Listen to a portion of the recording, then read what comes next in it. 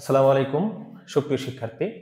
আমরা আজকে আলোচনা করব নিউটনিয়ান বলবিদ্যার অত্যন্ত গুরুত্বপূর্ণ একটা টপিক, ঘর্ষণ বল। চলো দেখি শুরু করা যাক। তো ঘর্ষণ বলটা কি? ঘর্ষণ হলো আমাদের বাধাদানকারী একটা বল। কোনো একটা বস্তুকে যখন আমরা গতিশীল করতে চাই বা গতিশীল থাকে, তখন তার সেই গতির বিপরীতে বা আমরা যখন গতিশীল করতে চাই, গতিশীল হওয়ার বিপরীতে যে বাধাদানকারী বলটা কাজ করে সেটাই হলো আমাদের ঘর্ষণ বল। তো ঘর্ষণ জানি আমরা চার প্রকার। একটা হলো আমাদের স্থিতি ঘর্ষণ, গতীয় ঘর্ষণ, আবর্ত ঘর্ষণ এবং প্রবাহী ঘর্ষণ। তো আমাদের সিলেবাসে মোটামুটি বিস্তারিত আলোচনা আছে আমাদের স্থিতি ঘর্ষণ এবং গতীয় ঘর্ষণ নিয়ে। তো এই দুটা নিয়ে আমরা বিস্তারিত আলোচনা করব। তো প্রথমে আমরা আলোচনা করব স্থিতি ঘর্ষণ কি জিনিস। আসলে দেখি স্থিতি ঘর্ষণ। তাহলে অবশ্যই বস্তুটা কি অবস্থা থাকবে? আমাদের স্থির অবস্থায় থাকবে। একটা তলের উপরে একটা বস্তু আছে, এই হলো আমাদের বস্তু, এম কেজি ভরের একটা বস্তু। বস্তুটাকে আমরা গতিশীল করার জন্য এইদিকে ফোর্সটা অ্যাপ্লাই করবো আমরা। এটা হলো আমাদের অ্যাপ্লাইড ফোর্স, প্রয়োগকৃত বল। অ্যাপ্লাইড ফোর্স বা প্রয়োগকৃত বল। তাহলে অবশ্যই ঘর্ষণ বল কাজ করবে কোন দিকে? FS means static friction. FS means static friction. তাহলে আমাদের ঘর্ষণ বলটা কাজ করবে কোন দিকে? বিপরীত দিকে। আমরা যেদিকে বল প্রয়োগ, স্থির একটা বস্তু ছিল, বস্তুটা এখনো স্থির অবস্থাতে আছে, তাহলে আমরা বস্তুতে যে পরিমাণ বল প্রয়োগ করব তার বিপরীতে তৈরি হবে কি? ঘর্ষণ বল। প্রশ্ন হলো কোন বলের মানটা বড়? আমাদের প্রয়োগকৃত বলের মানটা বড় নাকি এই স্ট্যাটিক ফ্রিকশন বা স্থিতি ঘর্ষণ বলের মানটা বড়? ঠিক আছে, তো চলো আমরা একটু বোঝার চেষ্টা করি। তো আমরা একটা ছক আঁকাই, দেখো। তো ধরো আমাদের প্রয়োগকৃত বলকে আমরা ধরেছি এফ এ, অ্যাপ্লাইড ফোর্স, এটা আমাদের হলো এফ এস। বস্তুতে আমরা ধরো 20 নিউটন বল প্রয়োগ করেছি, কিন্তু বস্তুটা এখনো স্থির অবস্থায় আছে। বস্তুটা আমরা এখনো 20 নিউটন বল প্রয়োগ করেছি, তাহলে বস্তু আমাদের স্থির অবস্থায় আছে এখনো। তাহলে এখন কি বলতে পারবা তাহলে এই বিপরীতে ঘর্ষণ বলের মানটা কত হবে? বস্তুটাকে যদি স্থির রাখতে হয় তাহলে অবশ্যই ঘর্ষণ বলের মান কত হতে বলো দেখি? 20 নিউটন। কারণ যদি ঘর্ষণ বলের মান অন্য ক্ষেত্রে যদি বেশি হয় তাহলে তো উল্টা দিকে গতিশীল হওয়ার কথা, আর যদি আমাদের প্রয়োগকৃত বল বেশি হয় তাহলে তো ওদিকে গতিশীল হবে। যেহেতু বস্তুটা এখন স্থির, তাহলে অবশ্যই কি আমাদের প্রয়োগকৃত বল যা হবে স্থিতি ঘর্ষণ বলের পরিমাণে কি হবে তাই হবে। এবার দেখো, আমরা আমাদের প্রয়োগকৃত বলের মানটা একটু বাড়িয়ে দিলাম, 30 নিউটন করলাম, কিন্তু বস্তু এখনো স্থির অবস্থায়। 20-এর জন্য আমাদের বস্তুটা স্থির ছিল, আমরা বল প্রয়োগ এখন 30 নিউটন করলাম, তারপরে বস্তুটা আমাদের স্থির অবস্থায় আছে। তাহলে এখন প্রশ্ন হলো যে স্থিতি ঘর্ষণ বলের মানটা চেঞ্জ হবে কি না। খেয়াল করো, স্থিতি ঘর্ষণ বলের মান যদি 20 নিউটন হয় তাহলে তো আমাদের প্রয়োগকৃত বল স্থিতি ঘর্ষণ বলের থেকে হচ্ছে বেশি হচ্ছে। অর্থাৎ এইদিকে যদি আমাদের 20 থাকে, এদিকে যদি 30 থাকে, তাহলে তো বস্তু অলরেডি গতিশীল হওয়ার কথা, কিন্তু আমরা কি বলেছি এখানে বস্তুটা স্থির। তার মানে কি, যদি বস্তুটি স্থির থাকতে হয় তাহলে অবশ্যই এটাকেও করা হতে হবে 30 নিউটন। এখন প্রশ্ন হলো যে ঘর্ষণ বলের মানটা পরিবর্তনশীল কিনা। যে প্রশ্নটা আমাদের আসলে এখানে, আমাদের স্থিতি ঘর্ষণ বলটা একটা কি ধরনের বল? পরিবর্তনশীল বল, সেলফ অ্যাডজাস্টেবল ফোর্স, স্বীয় পরিবর্তনশীল বল, যে কি হয় নিজে নিজে চেঞ্জ হয়। কতক্ষণ পর্যন্ত চেঞ্জ হয় একটু খেয়াল করি আমরা, দেখি। ধরো এখানে বলটা বাড়িয়ে আমরা করলাম 40 নিউটন, এখনো যদি বস্তুটা স্থির থাকে তাহলে এখানেও কত হবে? 40 নিউটন। এখন আমরা বলটা বাড়াচ্ছি, ঘর্ষণ বল তার বলটাও বিপরীত দিকে বাড়াচ্ছে। তাহলে এরকম ভাবে যদি প্রয়োগকৃত বলের সাথে সাথে ঘর্ষণ বলটা বাড়তে থাকে তাহলে কি এই বস্তু কখনো গতিশীল হবে? হওয়ার কথা নয়। তার মানে কি, স্থিতি ঘর্ষণ বল বাড়তে বাড়তে এর বাধা করার একটা কি লিমিট আছে, এর বাড়ার একটা কি লিমিট আছে। কোনো একটা জায়গায় গিয়ে সে কি হয়ে যাবে? স্থির হয়ে যাবে, আর সে বাড়বে না। তো সেটা দিয়ে কত হয়? ধরো এবার আমরা 50 নিউটন বল প্রয়োগ করলাম, বস্তুটি এবার গতিশীল হওয়ার উপক্রম হয়েছে, এখনো গতিশীল হয়নি। গতিশীল হওয়ার উপক্রম, ঠিক আছে? গতিশীল হওয়ার উপক্রম মানে কিন্তু গতিশীল নয়, এখনো স্থিরই আছে। তাহলে যেহেতু এখনো স্থির, তাহলে অবশ্যই এখানেও কত হবে? 50 নিউটন বল কাজ করবে। তো যেহেতু 50 নিউটন বল প্রয়োগ করার পর বস্তুটা গতিশীল হওয়ার উপক্রম হয়েছে, তার মানে এর থেকে একটু বেশি বল প্রয়োগ করলে বস্তুটা কি হয়ে যাবে? গতিশীল হবে। আমরা যদি এখন 60 নিউটন বল প্রয়োগ করি তাহলে অবশ্যই বস্তু কি হবে? গতিশীল হবে। ঠিক আছে, কিন্তু স্থিতি ঘর্ষণ বলের মান কি আর চেঞ্জ হবে না? যেহেতু বস্তুটা গতিশীল হয়ে গেছে, এখানে কিন্তু আর কোনো স্থিতি ঘর্ষণ বল কাজ করবে না। তাহলে স্থিতি ঘর্ষণ বলের মানটা কত হবে এখানে? 50 নিউটন। এখন যদি এভাবে আমরা আস্তে আস্তে বাড়াতে থাকি, এভাবে এখন বস্তুটা গতিশীল হয়ে যাবে, এখানে কিন্তু 50 নিউটন বলের থেকে আর বেশি বাড়বে না। তাহলে স্থিতি ঘর্ষণ বলের মানটা নির্দিষ্ট একটা সীমার মধ্যে কি হয়, অ্যাডজাস্টেবল, অর্থাৎ বারবার পরিবর্তন হয়। সেই সীমাটা কি, দেখো যে বলের পর থেকে আমাদের মানটা স্থির হয়ে গেছে, অর্থাৎ এরপরে আর মানটা বাড়ে না, এই মানটাকে বলা হয় আমাদের সীমাস্থ ঘর্ষণ বল। এই বলটাকে বলা হয় সীমাস্থ ঘর্ষণ বল। আমরা এটাকে ক্যাপিটাল এফ এস দ্বারা প্রকাশ করলাম, বা এটাকে অনেক সময় লিমিটিং ফোর্স বলে, এফ এল দ্বারা প্রকাশ করা হয়। এটাকে বলা হয় আমাদের লিমিটিং ফোর্স বা সীমাস্থ ঘর্ষণ বল। তাহলে সীমাস্থ ঘর্ষণ বলকে আমরা কি বলতে পারি বলো দেখি, সেটা হলো স্থিতি ঘর্ষণ বলের সর্বোচ্চ যে মান, স্থিতি ঘর্ষণ বলের সর্বোচ্চ যে মান, সেই মানটাকে বলে সীমাস্থ ঘর্ষণ বল। তাহলে সীমাস্থ ঘর্ষণের ভিতরে এর আগে যে কোনো মান হতে পারে, আমরা যে পরিমাণ বল প্রয়োগ করব সেই অনুপাতে এই পাশে চেঞ্জ হবে, তবে সীমাস্থ ঘর্ষণ বল পর্যন্ত, তারপরে গেলে কিন্তু আর কিন্তু চেঞ্জ হবে না। তাহলে ঘর্ষণ বল একটি কি ধরনের বল, পরিবর্তনশীল বল। তাহলে আমরা একটু লিখে ফেলি, দেখো তাহলে ঘর্ষণ বল কি ধরনের বল, স্থিতি ঘর্ষণ বল, স্থিতি ঘর্ষণ বল একটি স্বীয় পরিবর্তনশীল বল, স্বীয় পরিবর্তনশীল বল, বা এটা বলতে পারি আমরা self adjustable force, self adjustable force. স্থিতি ঘর্ষণ বল একটি স্বীয় পরিবর্তনশীল বল, যা কার সাপেক্ষে চেঞ্জ হয়, যা প্রয়োগকৃত বলের সাপেক্ষে, প্রয়োগকৃত বলের সাপেক্ষে পরিবর্তিত হয়। যা, ভাষাটা একটু লিখে নাও সবাই, স্থিতি ঘর্ষণ বল একটি কি ধরনের বল, স্থিতি ঘর্ষণ বল একটি স্বীয় পরিবর্তনশীল বল, বা যেটাকে আমরা সেলফ অ্যাডজাস্টেবল ফোর্স, নিজে নিজে সে অ্যাডজাস্ট করতে পারে, কার সাথে ভিত্তি করে, কার উপর ভিত্তি করে, যা প্রয়োগকৃত বলের সাপেক্ষে পরিবর্তিত। অর্থাৎ প্রয়োগকৃত বলের মান যদি আমরা চেঞ্জ করি, তাহলে সেটাও কি আস্তে আস্তে চেঞ্জ হবে। অর্থাৎ আমাদের প্রয়োগকৃত বল, প্রয়োগকৃত বল এবং স্থিতি ঘর্ষণ বল এরা পরস্পর সমান, স্থিতি ঘর্ষণ বল পরস্পর সমান। তাহলে এফ অ্যাপ্লাইড এবং এফ অফ এস এরা পরস্পর সমান। সব সময় কি সমান, দেখো তো সব সময় স্টক থেকে সব সময় কি সমান হচ্ছে, কতক্ষণ পর্যন্ত সমান ছিল, আমাদের সীমাস্থ ঘর্ষণ বল আসার আগ পর্যন্ত। তাহলে লিমিটটাকে যদি আমরা দিয়ে দেই, তাহলে লিমিটটা শুরু করতে থেকে আমাদের প্রয়োগকৃত বলটা যদি সীমা 0 থেকে শুরু করে সীমাস্থ ঘর্ষণ বল এই রেঞ্জের ভিতরে থাকে, তখন আমাদের প্রয়োগকৃত বল আর স্থিতি ঘর্ষণ বলের মান কি হবে, সমান হবে। যখনই আমাদের সীমাস্থ ঘর্ষণ বলের থেকে বেশি বল প্রয়োগ করব, তখন বস্তু আর স্থির থাকবে না, বস্তু কি হবে, গতিশীল হবে। ঠিক আছে, তাহলে এটা একটু মনে রাখতে হবে। তাহলে একটা জিনিস একটু খেয়াল করো, আমাদের এই ঘর্ষণ বলটা, স্থিতি ঘর্ষণ বলটা কি পরিবর্তনশীল বল, যেটা প্রয়োগকৃত বলের সাপেক্ষে চেঞ্জ হতে পারে। তবে যখন আমাদের প্রয়োগকৃত বলটা সীমাস্থ ঘর্ষণ বল বা লিমিটিং ফোর্সের সমান হয়, তারপর থেকে কিন্তু আর পরিবর্তন হবে না। তাহলে আমাদের এখানে দেখতে পাচ্ছি এই ছক অনুসারে আমাদের সীমাস্থ ঘর্ষণ বলের মান হলো 50 নিউটন। তাহলে আমরা 0 থেকে শুরু করে 50 পর্যন্ত যে পরিমাণ বল আমরা এই পাশে প্রয়োগ করব, স্থিতি ঘর্ষণ বল সে অনুযায়ী এই পাশে কি হবে, অ্যাডজাস্ট হবে। আমরা যদি এখানে 10 নিউটন দেই, এখানে 10, এখানে 12 দিলে এখানেও 12, এখানে 14 দিলে এখানেও 14। কিন্তু এই পাশে যখন আমরা 50-এর থেকে বেশি বল প্রয়োগ করব, তখন কিন্তু এই পাশে আর সেটা কাজ করবে, তার থেকে তখন কি হবে, সেটা বস্তুটা গতিশীল হয়ে যাবে, তখন আর এফএস কাজ করবে, তখন কি কাজ করবে আমাদের এফ কে।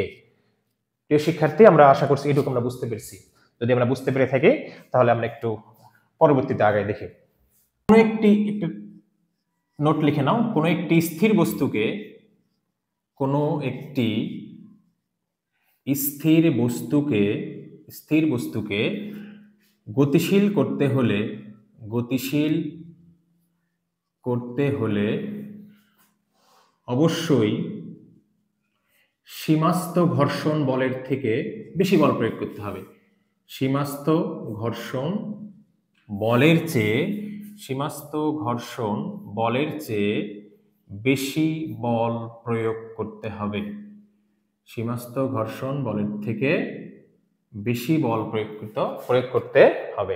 আমাদের প্রয়োগকৃত বল যদি সীমাস্থ ঘর্ষণের থেকে কম হয়, তাহলে সেটা বস্তুটা গতিশীল হবে না।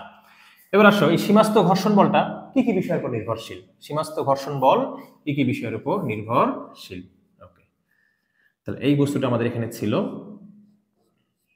m কেজি ভরের একটা বস্তু আমাদের এখানে আছে, m কেজি ভরের একটা বস্তু, ঠিক আছে। তাহলে এর ওজন কাজ করবে আমাদের কোন দিকে? নিচের দিকে।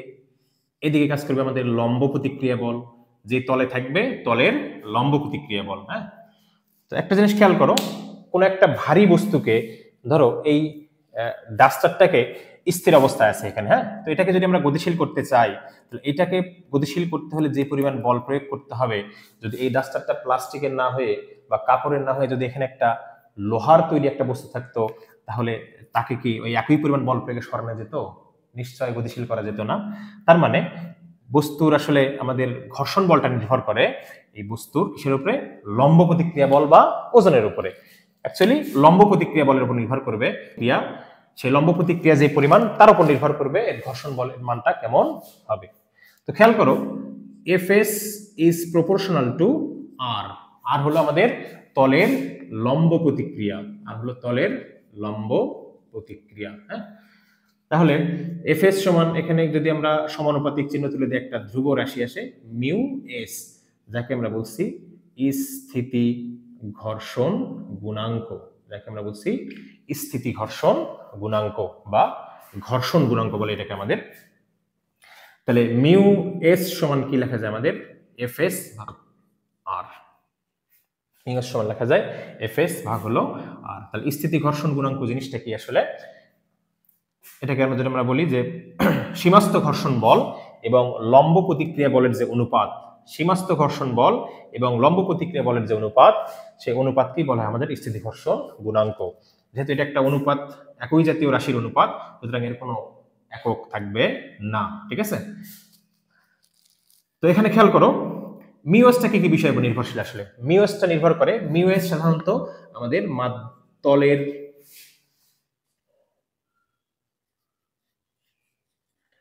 মাধ্যমদ্বয়ের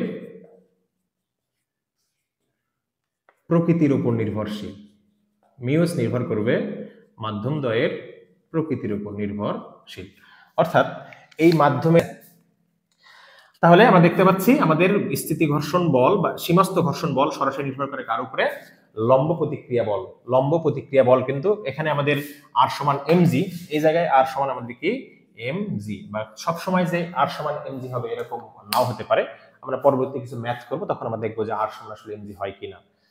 তো আমরা একটা ম্যাথ করি দেখি। তাহলে আমরা এটুকু বুঝলাম যে কোনো একটা বস্তুকে যদি আমরা গতিশীল করতে চাই, তাহলে অবশ্যই তার আমাদের গতির বিপরীতে একটা কি কাজ করে? ঘর্ষণ কাজ করে। আমরা যখন বস্তুকে বল প্রয়োগ করব, স্থির বস্তুকে যদি গতিশীল করতে চাই, তাহলে বিপরীতে একটা ঘর্ষণ বল কাজ করে, যেটাকে বলা হয় স্থিতি ঘর্ষণ। স্থিতি ঘর্ষণ বলের সর্বোচ্চ যে মান, সেটাকে বলা হয় আমাদের হলো সীমাস্থ ঘর্ষণ। সীমাস্থ ঘর্ষণকে আমরা ক্যাপিটাল এফএস দ্বারা প্রকাশ করি, আর স্থিতি ঘর্ষণকে আমরা স্মল এফএস দ্বারা প্রকাশ করি। তাহলে এই সীমাস্থ ঘর্ষণ বলের যে মান, এই মানটা নির্ভর করে, মানে সর্বোচ্চ ঘর্ষণ বলের কতটুকু ঘর্ষণ বল প্রয়োগ করবে, নির্ভর করবে ওই বস্তুটাকে তল কতটুকু লম্বভাবে বল প্রযুক্ত করতেছে। হ্যাঁ, ওই বস্তুটার উপর তলের লম্ব প্রতিক্রিয়া বল কেমন হবে, তার উপর নির্ভর করবে আমাদের সীমাস্থ ঘর্ষণ বলের মানটা কেমন হবে। তাহলে এই ফর্মুলাটা কিন্তু কার ফর্মুলা? আমাদের সীমাস্থ ঘর্ষণ বল বা সর্বোচ্চ ঘর্ষণ বলের ফর্মুলা। হ্যাঁ, সর্বোচ্চ স্থিতি ঘর্ষণ বলের ফর্মুলা হলো এটা সীমাস্থ ঘর্ষণ বল, ঠিক আছে, সীমাস্থ ঘর্ষণ বল। আর একটা জিনিস মনে রাখবো, অবশ্যই স্থিতি ঘর্ষণ বলের কিন্তু কোনো ফর্মুলা নাই। স্থিতি ঘর্ষণ বলের কিন্তু কি নাই? কোনো ফর্মুলা নাই। স্থিতি ঘর্ষণ বলের একটা লিমিট আছে সিম্পলি আমাদের, যে আমরা জানি যে applied force is less or equal. তাহলে এই লিমিটের ভিতরে আমাদের হলো যে এফ অফ এ সমান হলো এফ অফ এস হয়। হ্যাঁ, তাহলে স্থিতি ঘর্ষণ বলটা কি ধরনের বল আমাদের? এটা হলো পরিবর্তনশীল বল। তাহলে যেহেতু পরিবর্তনশীল যদি কোনো রাশি হয়, তাহলে তার কিন্তু সাধারণত কোনো ফর্মুলা, সফিস্টিকেটেড কোনো ফর্মুলা হয় না। তো যে আমরা বলছি যে এর অ্যাকচুয়ালি কোনো ফর্মুলা না, ফর্মুলা হলো এটা, ফর্মুলাকার সীমাস্থ ঘর্ষণ বলের ফর্মুলা আছে আমাদের মিউ এস ইনটু আর, ঠিক আছে। কিন্তু স্মল এফ এস বা স্থিতি ঘর্ষণ বল, এর কিন্তু কোনো ফর্মুলা নাই। তাহলে কোনো বস্তুকে গতিশীল করতে হলে তাকে অবশ্যই সীমাস্থ ঘর্ষণ বলের থেকে বেশি বল প্রয়োগ করতে হবে। দেখি আমরা কোনো বস্তুকে গতিশীল করতে পারি কিনা। বস্তু আছে, বস্তুটার ভর ধরো 2 কেজি, বস্তুর ভর আমাদের হলো 2 কেজি।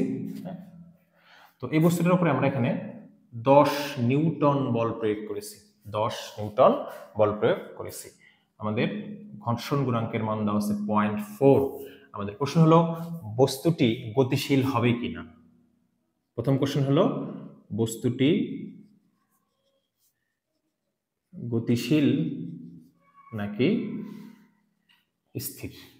ঠিক আছে, গতিশীল হবে নাকি স্থির থাকবে। গতিশীল হবে না স্থির থাকবে, বস্তু গতিশীল হবে নাকি স্থির থাকবে।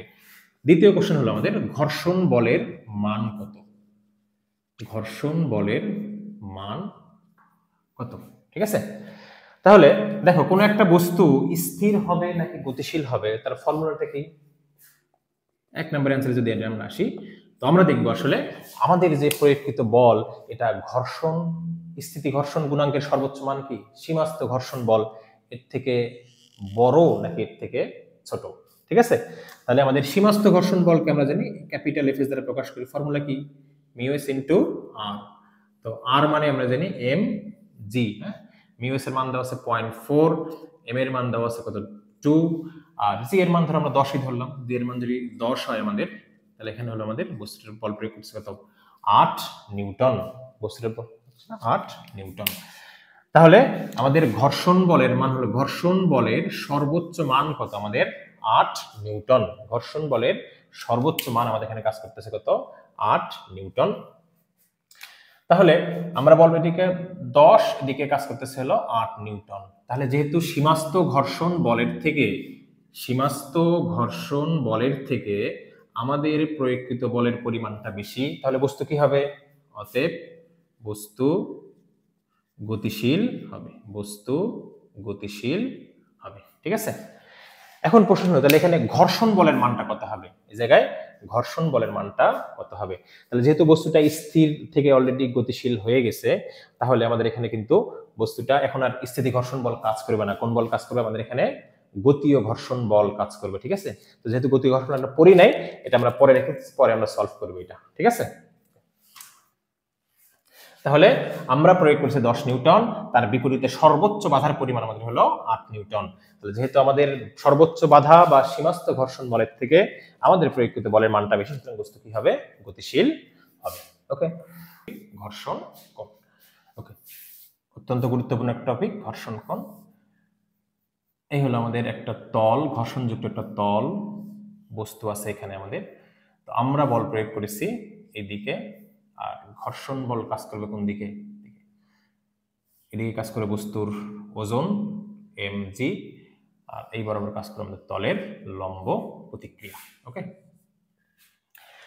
এখন খেয়াল করো, তাহলে এদিকে কাজ করে আমাদের হলো, তো ঘর্ষণ কোণ জিনিসটা আসলে কি। ঘর্ষণ কোণ ঠিক তখনই তৈরি হয় যখন বস্তুটা গতিশীল হওয়ার উপক্রম হয়।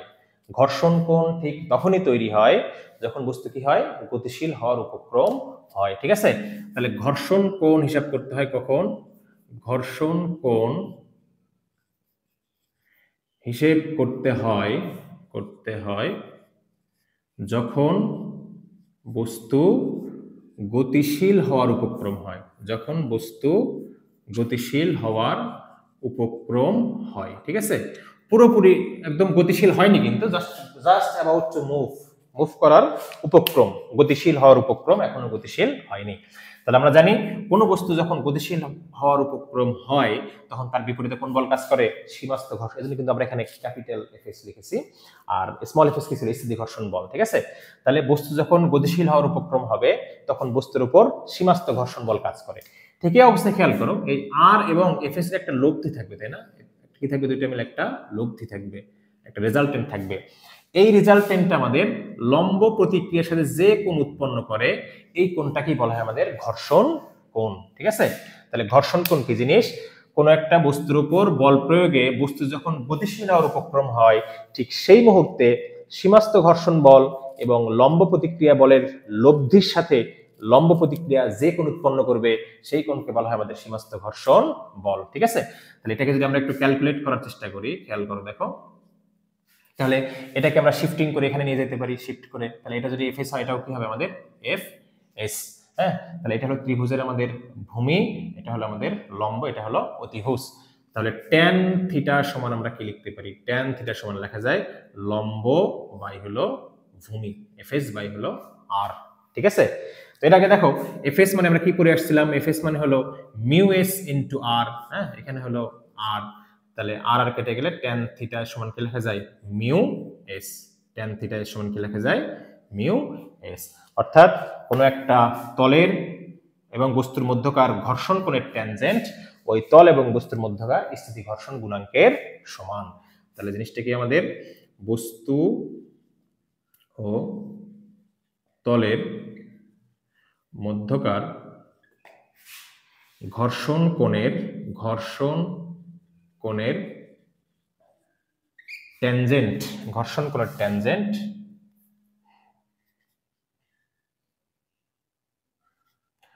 ওই তলের স্থিতি ঘর্ষণ গুণাঙ্কের সমান। স্থিতি ঘর্ষণ গুণাঙ্কের সমান। ঠিক আছে, তলের স্থিতি ঘর্ষণ গুণাঙ্কের সমান। এখান থেকে আমাদের এমসিকিউ থাকবে, তো ঘর্ষণ কোণ দেওয়া থাকবে, বলবে স্থিতি ঘর্ষণ গুণাঙ্ক নির্ণয় করো, বা ঘর্ষণ গুণাঙ্ক দেওয়া থাকলে আমাদের বলছে যে ঘর্ষণ কোণ নির্ণয় করো। ওকে, এটা একটু আমরা মার্ক করে রাখি। হ্যাঁ, এগুলো আমাদের আরো পরবর্তীতে কাজে লাগবে। তো একটা ম্যাথ করে দেখি আমরা এখান থেকে। ঠিক আছে, তাহলে ঘর্ষণ কোণ সম্পর্কে আমি আবার একটু বলি।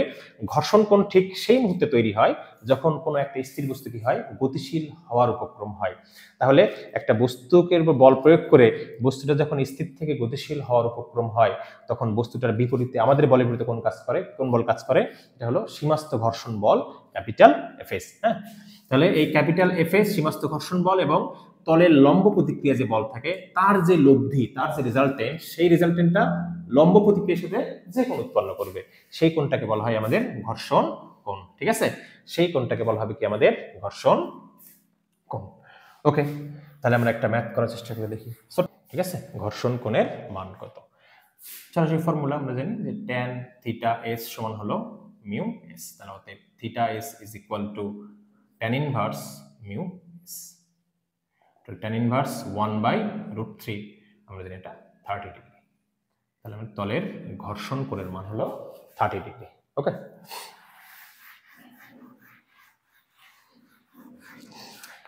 এবার আসো আমরা আরেকটা গুরুত্বপূর্ণ বিষয় নিয়ে আলোচনা করব, সেটা হলো, তো নাম থেকে নিশ্চয়ই বুঝতে পারছো আমাদের অ্যাঙ্গেল অফ রিপোজ। হ্যাঁ, নিশ্চল। নিশ্চল মানে কি? থেমে থাকা বা স্থির থাকা।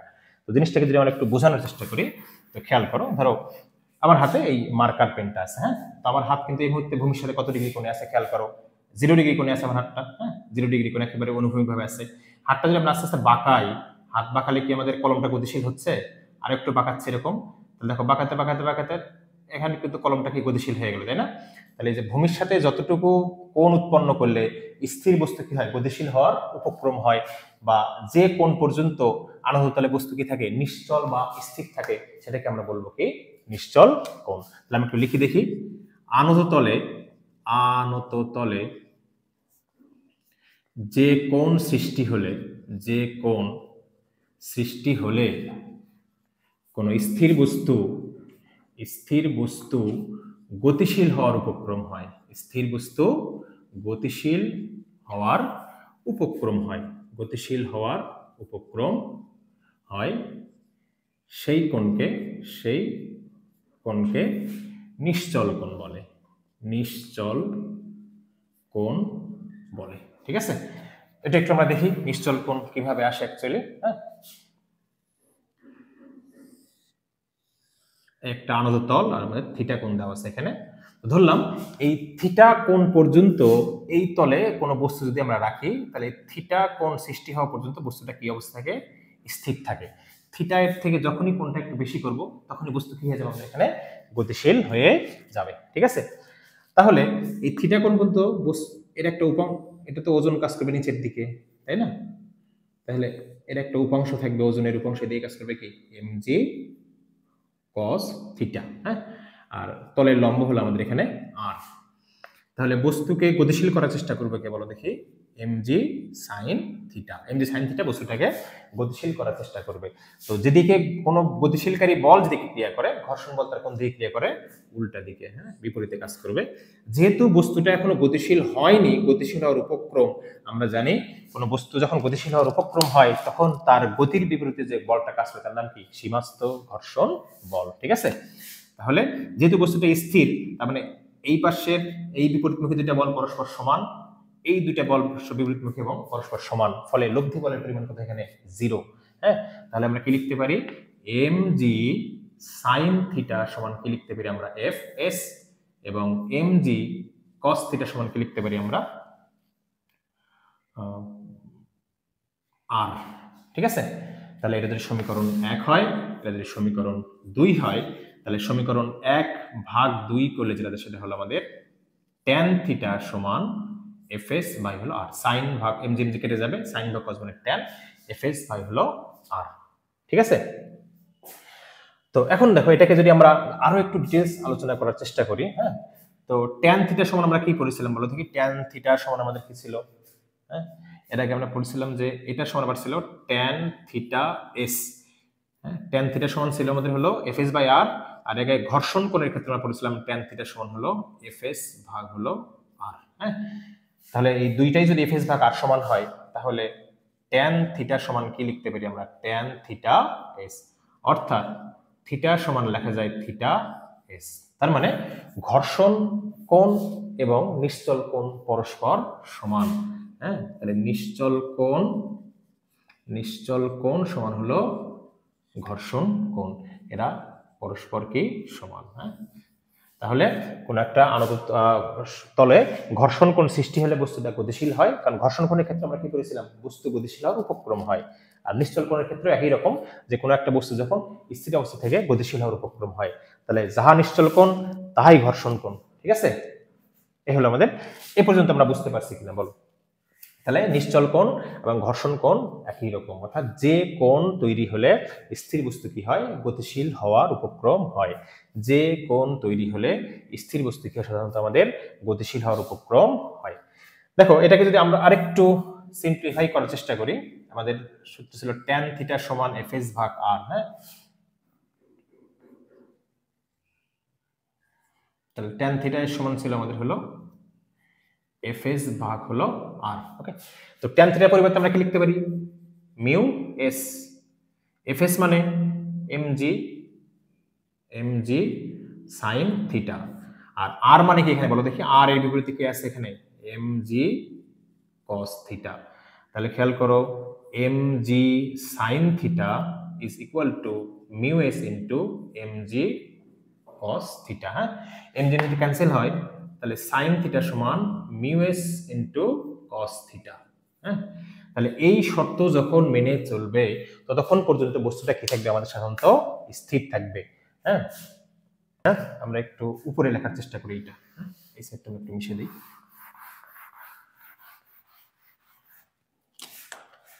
এখানে আসো, তাহলে মিউ এস সমান হলো আমাদের সাইন থিটা বাই হলো কস থিটা। হ্যাঁ, তাহলে সাইন থিটা সমান মিউ এস কস থিটা।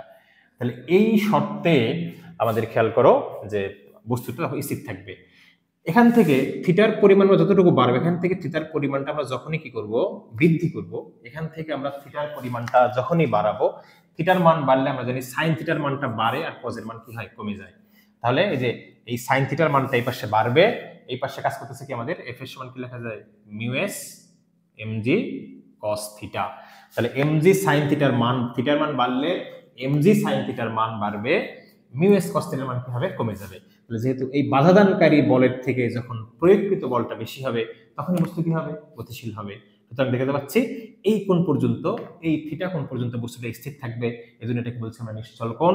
এই কোণের থেকে বড় মাপের কোণ যখনই তৈরি হবে, তখন এমজি সাইন থিটার মান বৃদ্ধি পাবে, অর্থাৎ আমাদের এটা হলো প্রয়োগকৃত বল, এবং তখন এমজি কস থিটা কমে যাবে, এটা হলো বাধাদানকারী বল। তাহলে বাধাদানকারী বলের থেকে যখন প্রয়োগকৃত বলটা বেশি হবে, তখনই বস্তু কি হবে? গতিশীল হবে। ঠিক আছে, আশা করছি বুঝতে পারছি সবাই। চলো আমরা দুই একটা ম্যাথ সলভ করার চেষ্টা করি। নিশ্চল কোণকে আমরা ধরো থিটা আর ধরলাম। হ্যাঁ, নিশ্চল অ্যাঙ্গেল অফ রিপোজ যদি আমরা থিটা আর ধরি, আর ধরো আমাদের হলো আনত কোণ, হ্যাঁ, তলের আনত কোণ হলো আমাদের থিটা। হ্যাঁ, তাহলে সম্পর্কটা কেমন হবে আসলে, কখন বস্তুটা গতিশীল হবে, কখন বস্তুটা হবে। তো আমরা জানি এই কোণ তৈরি হলে বস্তু গতিশীল হওয়ার উপক্রম হয়।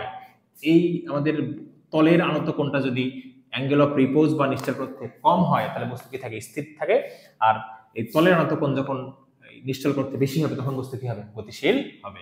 তাহলে আমরা একটু কয়েকটা জিনিস মনে রাখার চেষ্টা করে খেয়াল করো। যখন থিটা এর মান যখন থিটা আর এর থেকে কম, অর্থাৎ তলের আনত কোণ যখন অ্যাঙ্গেল অফ রিপোজ বা আমাদের নিশ্চল কোণ থেকে কম, আমরা জানি তখন বস্তু কি থাকবে, তখন বস্তু কি অবস্থায় থাকবে, স্থির অবস্থায় থাকবে। তখন বস্তু স্থির অবস্থায় থাকবে। আচ্ছা, স্থির অবস্থায় যখন থাকে তখন আমরা জানি আমাদের প্রয়োগকৃত বল আর হলো স্ট্যাটিক ফ্রিকশন কি, এরা পরস্পর সমান হয়। বস্তু যখন স্থির থাকে তখন আমাদের প্রয়োগকৃত বল আর স্থিতি ঘর্ষণ বল কি পরস্পর সমান, ঠিক আছে। আর স্থিতি ঘর্ষণ বলের মানটা কেমন হবে, আমাদের হলো এরপর দেখো থিটা সমান যদি থিটা আর হয় তাহলে আমরা জানি নিশ্চল কোণ মানে যে কোণের জন্য কোনো বস্তু গতিশীল হওয়ার উপক্রম হয়। তাহলে এখনো কিন্তু গতিশীল হয়নি, যেহেতু গতিশীল হওয়ার উপক্রম তার মানে বস্তুটা এখনো কি স্থির, তবে গতিশীল হওয়ার উপক্রম, গতিশীল হওয়ার উপক্রম, ঠিক আছে। যেহেতু বস্তুটা গতিশীল হওয়ার উপক্রম এখনো স্থির, তার মানে আমাদের এখানকার ঘর্ষণ বলের মানটা কত হবে, সেটা হলো আমাদের কত বল কাজ, সীমাস্থ ঘর্ষণ বল যেটা, সেই জিনিসটা কাজ করবে আমাদের এখানে, ঠিক আছে। তখন কাজ করবে কত, আমাদের সীমাস্থ ঘর্ষণ বল এই পরিমাণ দিয়ে কাজ করবে। এরপর দেখো যদি থিটা এর মান থিটা আর এর থেকে বেশি হয়, অর্থাৎ আমাদের নিশ্চল কোণের থেকে আনত কোণটা যে বেশি, আমরা জানি নিশ্চল কোণের থেকে বেশি কোণ সৃষ্টি হলে বস্তু কি হবে, গতিশীল হওয়ার উপক্রম হবে। তখন বস্তু কি হবে, গতিশীল, ঠিক আছে। তখন কাজ করবে কোন, তখন কিন্তু আমাদের কাইনেটিক ফ্রিকশন কাজ করবে, কাইনেটিক ফ্রিকশন। এটা আমরা পরে দেখতেছি কাইনেটিক ফ্রিকশন কি আমরা, ঠিক আছে। তাহলে আমাদের হলো যখন কোনো বস্তুর, যখন কোনো একটা তলে আনত কোণ অ্যাঙ্গেল অফ রিপোজ বা নিশ্চল কোণ থেকে ছোট তখন বস্তু থাকে স্থির অবস্থায়। হ্যাঁ, তখন আমাদের ঘর্ষণ বল কত কাজ করে, যে পরিমাণ আমাদের নেট বল থাকে বা প্রয়োগকৃত বল থাকে তার সমান থাকে। আর বস্তু যখন গতিশীল হওয়ার উপক্রম হয়, যখন আমাদের আনত কোণটা নিশ্চল কোণের সমান হয় তখন বস্তুটা স্থির থাকে তবে গতিশীল হওয়ার উপক্রম হয়।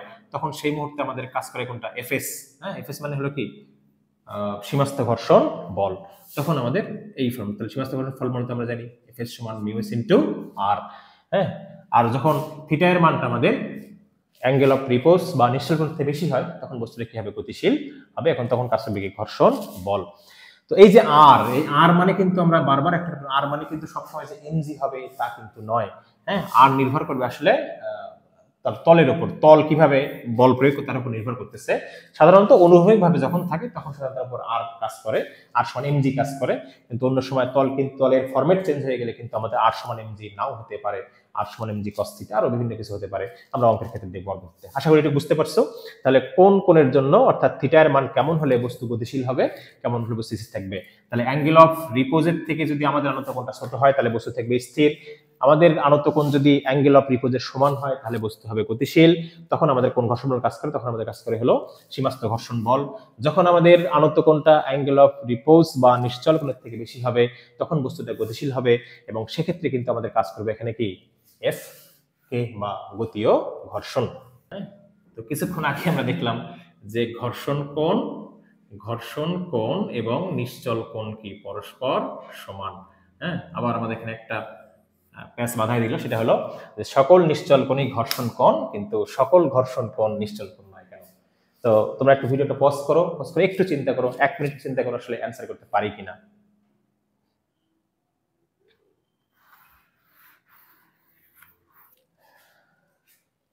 তো দেখো, তো আমাদের নিশ্চল কোণ কখন তৈরি হয়, হ্যাঁ, নিশ্চল কোণ কখন তৈরি হয়, নিশ্চল কোণ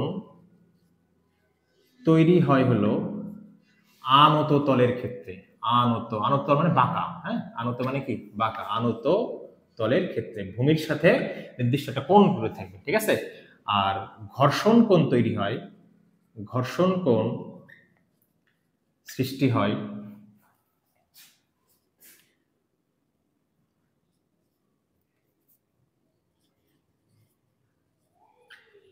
অনুভূমিক প্লাস আনত, হ্যাঁ, দুই তলেই তৈরি হবে। তো খেয়াল করে দেখো, ধরো আমাদের একটা বস্তু এইখানে এই অবস্থায় আছে, তাহলে এই অবস্থায় এটা তো একটা অনুভূমিক তল, তাই না? তাহলে অনুভূমিক তলে আমাদের এখানে কি তৈরি হয়, এটা যদি আমাদের আর হয়, এদিকে কাজ করে আমাদের কি আর প্রাইম, এদিকে কাজ করে আমাদের হলো এফএস, তাহলে এই কোণটাকে আমরা বলবো কি ঘর্ষণ কোণ।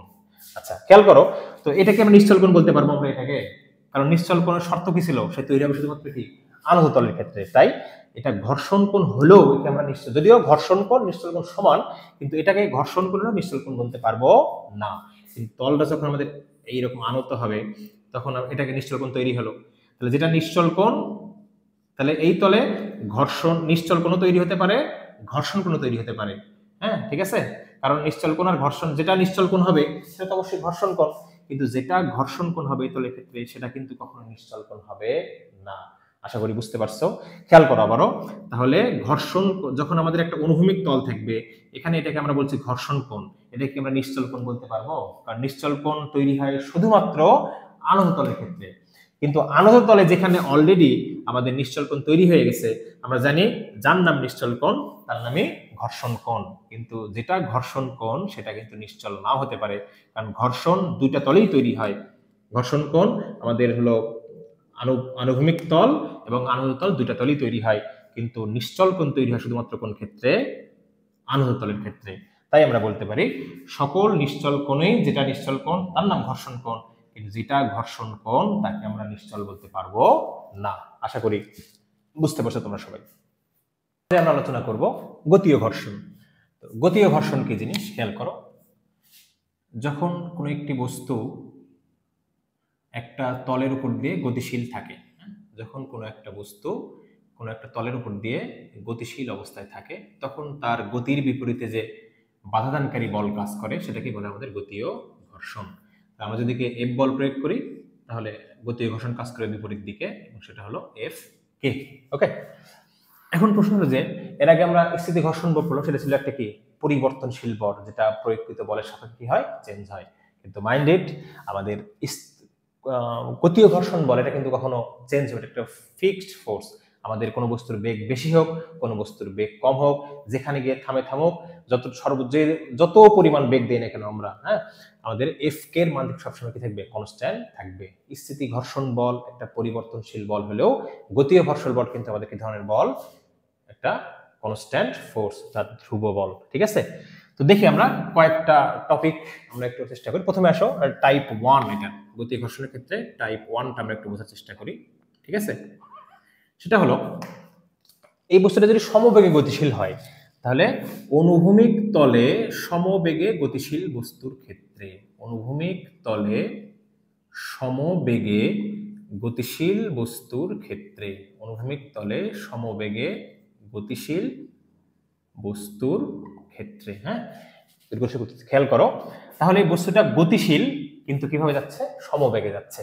এখন প্রশ্ন বলো তো দেখি, যদি কোনো বস্তু সমবেগে গতিশীল হয় তাহলে কোন বলের মানটা বড় হবে, এফ বড় নাকি এফ কে বড়, বলো দেখি, একটু পজ করে চিন্তা করো কোনটা বড় হবে।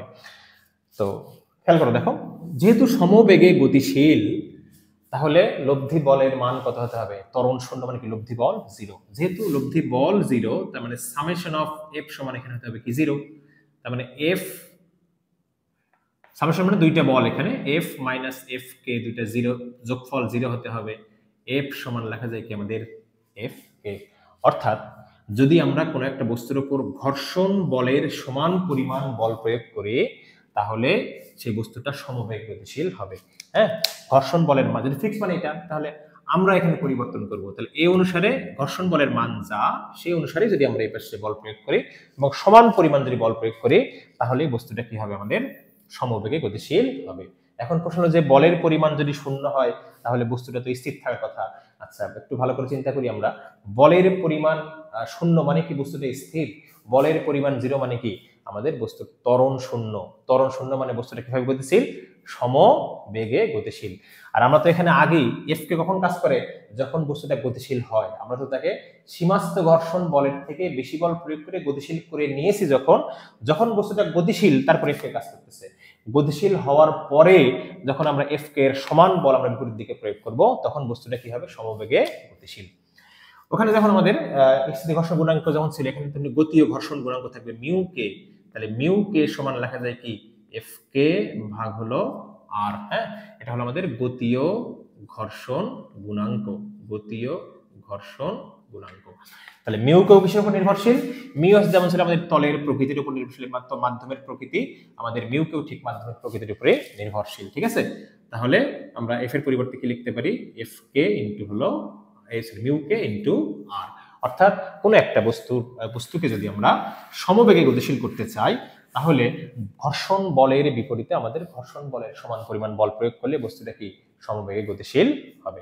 ওকে, আমরা একটা জিনিস খেয়াল করি, একটা ম্যাথ করি দেখি আমরা। হ্যাঁ, যে একটি মেঝের ওপর দিয়ে 10 কেজি ভরের একটি বস্তুকে 10 কেজি ভরের একটি বস্তুকে 10 মিটার পার সেকেন্ড বেগে গতিশীল রাখতে কি পরিমাণে বল প্রয়োগ করতে হবে? কি পরিমাণ বল প্রয়োগ করতে হবে? ঠিক আছে, বল প্রয়োগ করতে হবে। আমাদের এখানে বলা আছে বস্তুর তল ও মেঝের মধ্যকার গতীয় ঘর্ষণ গুণাঙ্ক, গতীয় ঘর্ষণ বল দেওয়া আছে 400 নিউটন। ওকে, তো খেয়াল করো আমরা বস্তুটাকে অলরেডি সীমাস্থ ঘর্ষণ বলের থেকে বেশি বল প্রয়োগ করে তাকে আমরা গতিশীল করে দিয়েছি। যখন গতিশীল হবে আমরা চাচ্ছি গতিশীল হওয়ার পরে তার বেগটা যেন 10 মিটার পার সেকেন্ড কনস্ট্যান্ট একটা বেগ হয়, এই বেগের কোনো পরিবর্তন হবে না। কিন্তু যেহেতু মেঝেতে ঘর্ষণ আছে সুতরাং বস্তুকে যদি আমরা কোনো বল প্রয়োগ না করি তাহলে ঘর্ষণের কারণে একটা সময় 10 মিটার পার সেকেন্ড বেগ তৈরি করলেও সে কিন্তু বেশি দিন যাবে না, কিছুদিন পর গিয়ে সে কি হবে? থেমে যাবে। হ্যাঁ, তাহলে আমরা চাচ্ছি কি কন্টিনিউয়াসলি যেন 10 মিটার পার সেকেন্ড বেগটা থাকে। তাহলে কি করতে হবে? যেই বলটাকে বাধা দিত ঘর্ষণ বল সেই বলের সমান একটা বিপরীতমুখী বল যদি আমরা প্রয়োগ করি তাহলে বস্তুটা কি হবে? সমবেগে গতিশীল হবে। তাহলে বলতো কোন ফর্মুলা আমরা ইউজ করবো এখানে? চেষ্টা করো সবাই, 30 সেকেন্ড লাগবে অঙ্কটা, 30 সেকেন্ডও লাগবে না মনে হয়, 10 সেকেন্ড লাগবে।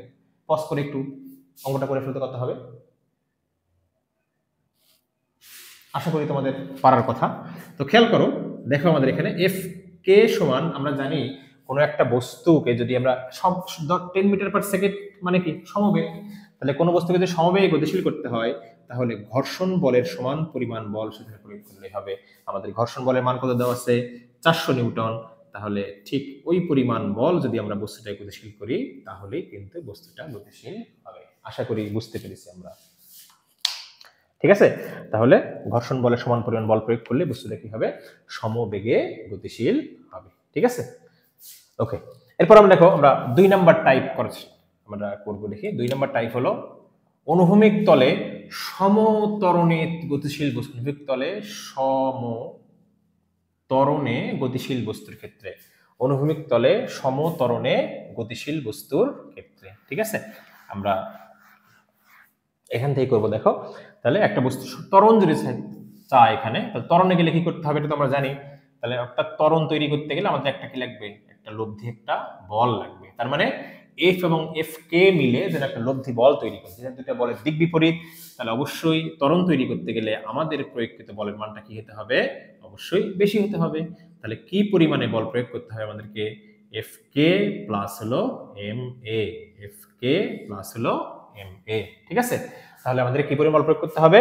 ঘর্ষণ বলেরকে প্রথমে ঘর্ষণ বলকে বাধা দিতে হবে এবং তারপরে আমরা অতিরিক্ত যে ত্বরণ তৈরি করব, যত বেশি ত্বরণ আমরা চাবো ঠিক তত বেশি বল আমাদেরকে প্রয়োগ করতে হবে। এখানে কিন্তু দেখো ত্বরণের মান পরিবর্তন করতে হলো কিন্তু আমাদের কি বল যত বেশি ত্বরণের মান আমরা চাইবো তত কিন্তু বেশি বল প্রয়োগ করতে হবে। ঠিক আছে, সহজ একটা টপিক এবং এটা আমরা মোটামুটি ক্লাস 9-10-এও এই সম্পর্কিত আমরা পড়াশোনা করে এসেছি এই সূত্র দিয়ে। এখান থেকে মাঝে মধ্যে আমাদের ত্বরণ নির্ণয় করতে পারি। আমরা ত্বরণের একটা ফর্মুলা পড়েছি এরকম যে F minus F K by হলো এম। ঠিক আছে, এগুলো আমাদের ত্বরণের ফর্মুলা যদি ঘর্ষণযুক্ত একটা রাস্তা হয়। তাহলে এখানে দেখো আমরা শুধুমাত্র এই অঙ্কের ক্ষেত্রে এই যে 10 মিটার পার সেকেন্ড বেগ ছিল আমি এটাকে পরিবর্তন করে দিচ্ছি যে 10 মিটার পার সেকেন্ড স্কয়ার ত্বরণে গতিশীল, 10 মিটার পার সেকেন্ড স্কয়ার ত্বরণে গতিশীল। বাকি প্রশ্ন আমাদের সব একই রকম থাকবে। তাহলে খেয়াল করো কি পরিমাণে বল প্রয়োগ করতে হবে।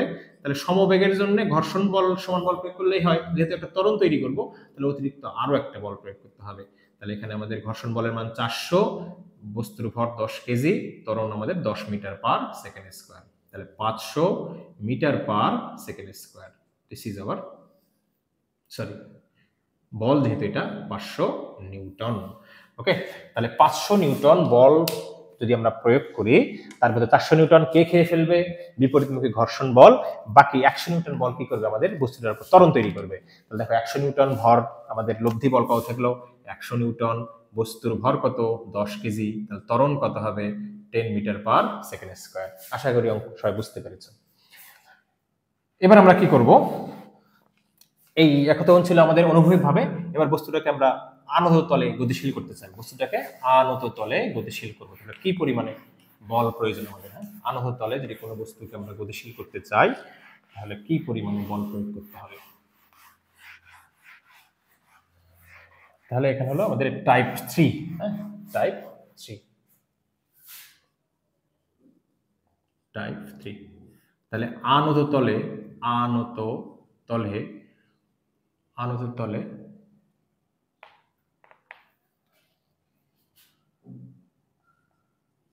চলমান বস্তুর ক্ষেত্রে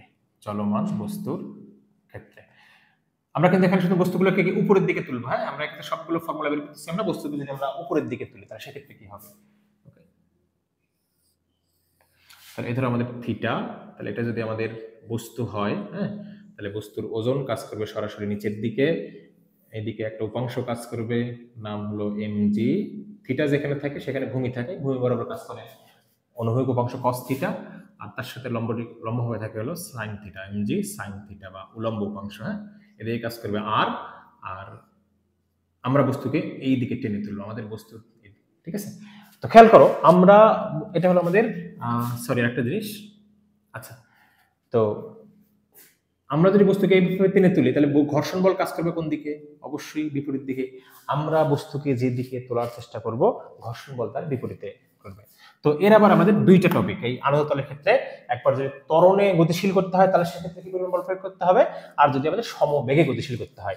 তো প্রথমে আসো আমরা পড়বো যেটা সমবেগে গতিশীল করার ক্ষেত্রে।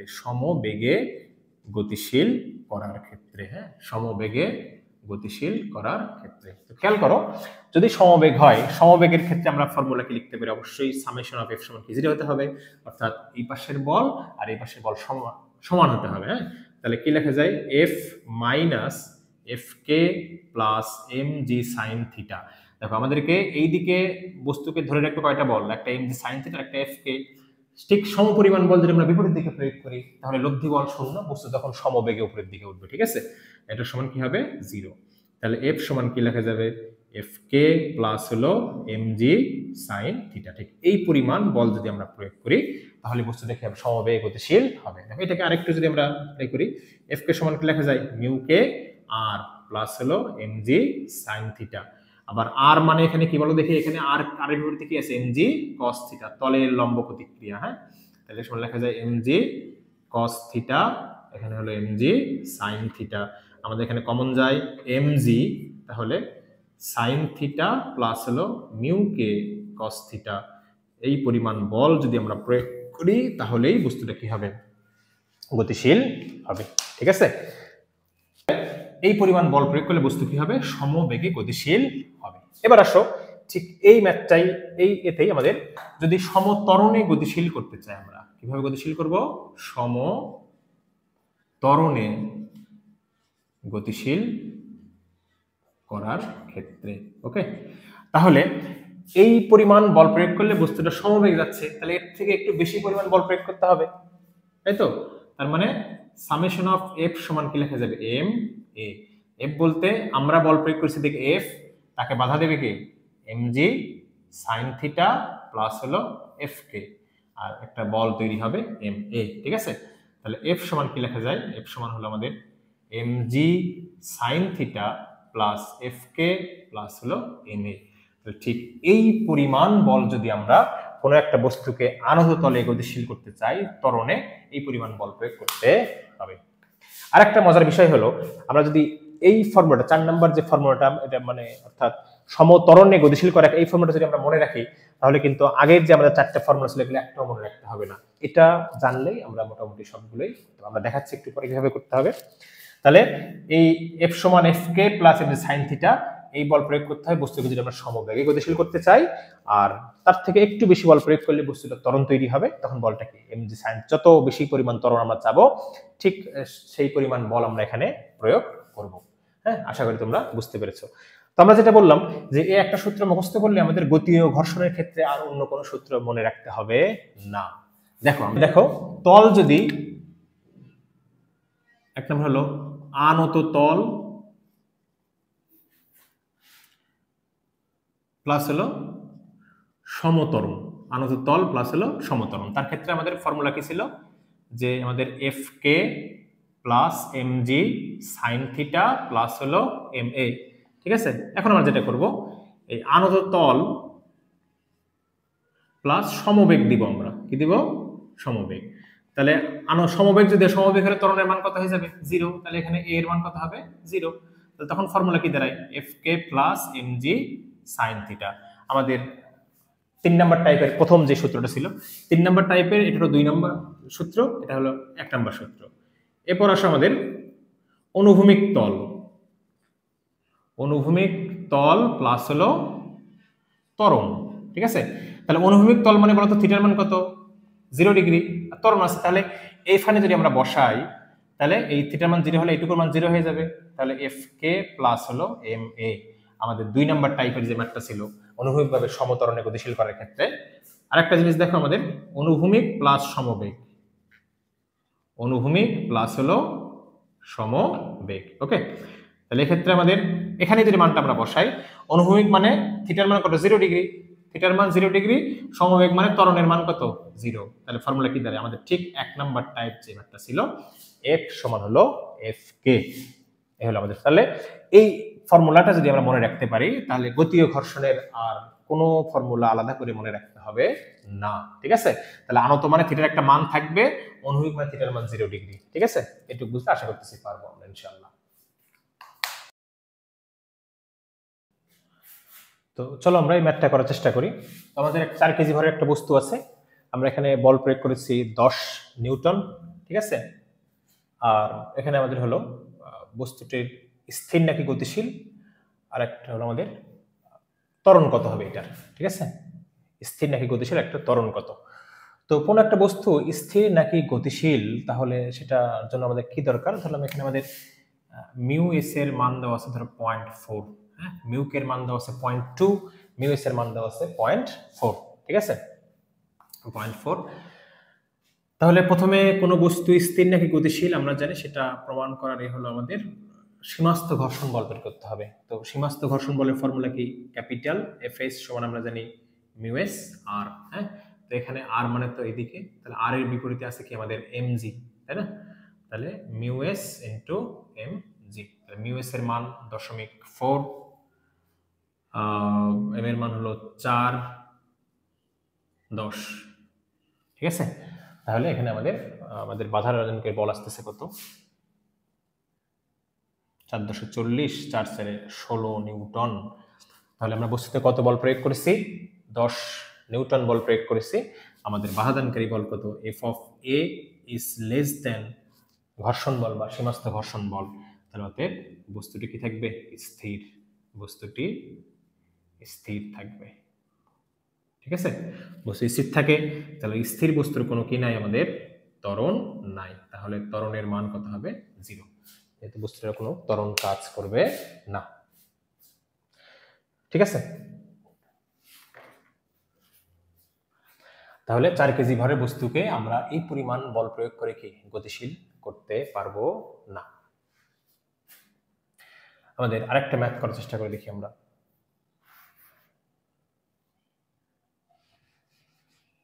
এবার ধরো এই জায়গাতে আমরা আমাদের 2 নম্বর ম্যাথটা দিই, প্রয়োগকৃত বলের মান দিব আমরা এখানে হলো 20 নিউটন, প্রয়োগকৃত বলের মান দিব আমরা 20 নিউটন। তাহলে এক্ষেত্রে কি হবে,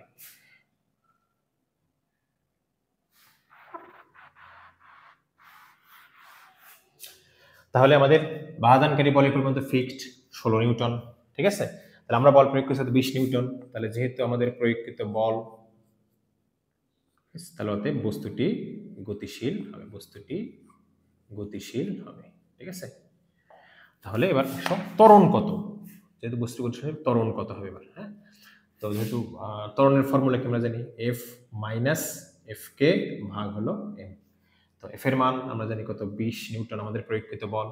এফ কে মানে হলো মিউ কে আর বাই হলো এম এর মান কত 4, 20 মাইনাস মিউ কে মানে হলো 0.2, এম মানে হলো আর মানে এম জি, এম এর মান 4 ইন্টু 10, আমরা জি এর মান 10 ধরে কাজ করতেছি। হ্যাঁ, তো 4×10 40 ভাগ হলো 40 ইন্টু 0.2, 40 ইন্টু 0.2 মানে হলো 8, তাহলে এখানে 12 মাইনাস 4, তাহলে অতএব a is equal to 3 metre per second square. এই পরিমাণ ত্বরণ আমাদের এখানে কাজ করবে। আশা করি তোমরা বুঝতে পেরেছো সবাই। তাহলে যখন বস্তুটা গতিশীল হবে তখন কিন্তু আমাদের আর এফএস এর বা মিউ এস এর কোনো কাজ নাই, তখন তার পিছনে কোন ঘর্ষণ বল কাজ করবে, এফ কে। ঠিক আছে, তো এখানে দেখো তো আমাদের এইটুকুর মান ছিল কত, এফ কে। এফ কে মানে ছিল আমাদের হলো মিউ কে ইন্টু আর, মিউ কে এর মান কত আমাদের 0.2, আর মানে এমজি 4 ইন্টু হলো 10, তাহলে দেখতে পাচ্ছি আমরা এখানে 8 নিউটন। খেয়াল করো আমাদের ঘর্ষণ বল, গতীয় ঘর্ষণ বলের থেকে কিন্তু স্থিতি ঘর্ষণ বলটা কি সবসময় বেশি, এবং এখানে তোমরা দেখতে পাচ্ছ মিউ কে কিন্তু মিউ এস এর থেকে কম। হ্যাঁ, মানে গতিশীল অবস্থায় ঘর্ষণ বলের মানটা কমে যায়, স্থির অবস্থায় ঘর্ষণ কত 16, আর গতিশীল অবস্থায় আমাদের ঘর্ষণ বল দেখতে পাচ্ছি আমরা এখানে কত 8। তার মানে মিউ এস অবশ্যই মিউ কে থেকে বড়, বা এফ এস অবশ্যই কি এফ কে থেকে বড়। ঠিক আছে, তো এটা আমরা যদি গ্রাফিক্যালি একটু দেখার চেষ্টা করি আসলে এটা কেমন। তো এমনি নরমালি বোঝার চেষ্টা করো, একটা বস্তু স্থির অবস্থায় আছে। হ্যাঁ, তুমি একটা কোনো জিনিসকে ধরো ধাক্কা দিয়ে গতিশীল করবা, ধরো একটা গাড়িকে আমরা যদি কয়েক 4জন 5জন একটা গাড়িকে আমরা ধাক্কা দিব, হ্যাঁ, দেখবা ধাক্কা দিয়ে প্রথমে যখন গতিশীল করার আগ পর্যন্ত কিন্তু প্রচন্ড পরিমাণে বল প্রয়োগ করতে হয়, এরকম ঠেলে নিয়ে যাচ্ছে। ঠিক আছে, কিন্তু যখন গতিশীল হয়ে যায় তারপরে কিন্তু বলটা আর ওইভাবে দেওয়া লাগে না। ঠিক আছে, তুমি যখন সাইকেল চালাও, সাইকেল যখন প্রথমে তুমি গতিশীল করতে চাও তখন কিন্তু প্যাডেলে প্রথমে একটু বেশি বল প্রয়োগ করতে হয়, যখন গতিশীল হয়ে যায় তারপরে কিন্তু এই পরিমাণ বল লাগে না। ঠিক আছে, অর্থাৎ আমাদের একটু দেখি জিনিসটা, এদিকে ধরো আমাদের প্রয়োগকৃত বল, এইদিকে আমাদের হলো প্রয়োগকৃত বল, আর এদিকে ধরো আমাদের আছে হলো ঘর্ষণ বল। ঠিক আছে, প্রয়োগকৃত বল এটা হলো ঘর্ষণ বল। তাহলে প্রথমে খেয়াল করো আমাদের প্রয়োগকৃত বল যখন 0 তখন তো ঘর্ষণ বল 0। তাহলে বস্তু মনে করো এখন স্থির, বস্তু যখন স্থির থাকে ততক্ষণ আমরা জানি যে প্রয়োগকৃত বল আর সীমা স্থিতি ঘর্ষণ বল কি সমান হয়, তাই না? তারপরে বাড়তে বাড়তে বাড়তে বাড়তে এই জায়গাতে যখন আসে তখন এটা হলো আমাদের সর্বোচ্চ স্থিতি ঘর্ষণ বল, এটা হলো সীমাস্থ ঘর্ষণ বল। এই পর্যন্ত কিন্তু আমাদের প্রয়োগকৃত বল আর কিন্তু আমাদের হলো স্থিতি ঘর্ষণ বল কি পরস্পর সমান। ঠিক আছে, তারপর যখন এখানে আসার পরে এর থেকে বেশি বল প্রয়োগ করলে বস্তুটা কি হয়ে যাবে, গতিশীল হবে। যখনই বস্তুটা গতিশীল হয় তারপর আবার কি হঠাৎ করে তার ঘর্ষণ বলের মানটা কি হয়, কমে যায়। হ্যাঁ, তার মাথাটা কি কমে, তারপরে যেহেতু আমাদের বস্তুটা গতিশীল হয়ে গেল, গতিশীল হওয়ার পর কিন্তু আর এই ঘর্ষণ বলের মানটা কি হয় না, চেঞ্জ হয় না। ঠিক আছে, তার মানে এখন কিন্তু আমাদের কন্টিনিউয়াসলি ঘর্ষণ বলের মানটা ফিক্সড থাকে। তাহলে খেয়াল করো প্রথমে যখন আমরা কোনো বস্তু স্থির থাকে তাকে যখন আমরা গতিশীল করতে চাই তখন কিন্তু আমাদের বেশি পরিমাণে বল প্রয়োগ করতে হয়। তাহলে প্রথমে বস্তু গতিশীল না হওয়া পর্যন্ত যে পরিমাণে আমরা বল প্রয়োগ করব স্থিতি ঘর্ষণ বলের পরিমাণ কি হবে, ঠিক সেই পরিমাণে হবে। তারপর বাড়াতে বাড়াতে যখন আমাদের প্রয়োগকৃত বল সীমাস্থ ঘর্ষণ বলের সমান হবে তখন বস্তুটা গতিশীল হওয়ার উপক্রম হবে। তার থেকে যখন একটু বেশি বল প্রয়োগ করব তখন বস্তু কি হবে, গতিশীল হবে। বস্তু গতিশীল হয়, এখানে বেশি বল প্রয়োগ করলে বস্তু গতিশীল হয়ে যাবে। যখনই গতিশীল হলো তারপরে হঠাৎ করে কি হবে, আমাদের ঘর্ষণ বলের মানটা কমে যাবে। কারণ আমরা জানি একটা স্থির বস্তুকে গতিশীল করতে যে পরিমাণে বল লাগে, গতিশীল বস্তুকে গতিশীল রাখতে কিন্তু ওই পরিমাণে বলের দরকার হয় না। ধরো আমরা যদি আমাদের পড়ার ক্ষেত্রে যদি আমরা বলি, আমরা পড়া স্টার্ট করব, আজ করব, কাল করব, শুরু হচ্ছে না, শুরু করাটাই একটা আসলে মানে বিরক্তিকর একটা ব্যাপার। কিন্তু পড়াশোনা যদি একবার শুরু হয়ে যায় তাহলে কিন্তু আমাদের প্রথমে পড়া শুরু করতে যে কষ্ট, ওই পরিমাণে কষ্টটা আর থাকে না। তাহলে আমাদের এখান থেকে বুঝতে পারতেছি আমরা অবশ্যই আমাদের গতীয় ঘর্ষণ বলের থেকে স্থিতি ঘর্ষণ বলের পরিমাণটা অনেক বেশি, কারণ স্থির বস্তু গতিশীল করতে হলে বল প্রয়োগ করতে হয় কি অনেক বেশি পরিমাণে। আশা করছি তোমরা বুঝতে পেরেছো এই জিনিসটা। 45 ডিগ্রি কোণে এদিকে 10√2 নিউটন এত বলে আমরা বস্তুটাকে বল প্রয়োগ করতেছি। ঠিক আছে, বস্তুর ঘর্ষণ গুণাঙ্কের মান, বস্তুটা গতিশীল, ঘর্ষণ গুণাঙ্কের মান দেওয়া আছে আমাদের 0.3, কিন্তু গতিশীল বস্তু 0. তো আমাদের এখান থেকে বের করতে হবে হলো লম্ব প্রতিক্রিয়া বল কত, লম্ব প্রতিক্রিয়া বল কত। 2 নম্বর হলো আমাদের এফ কে কত,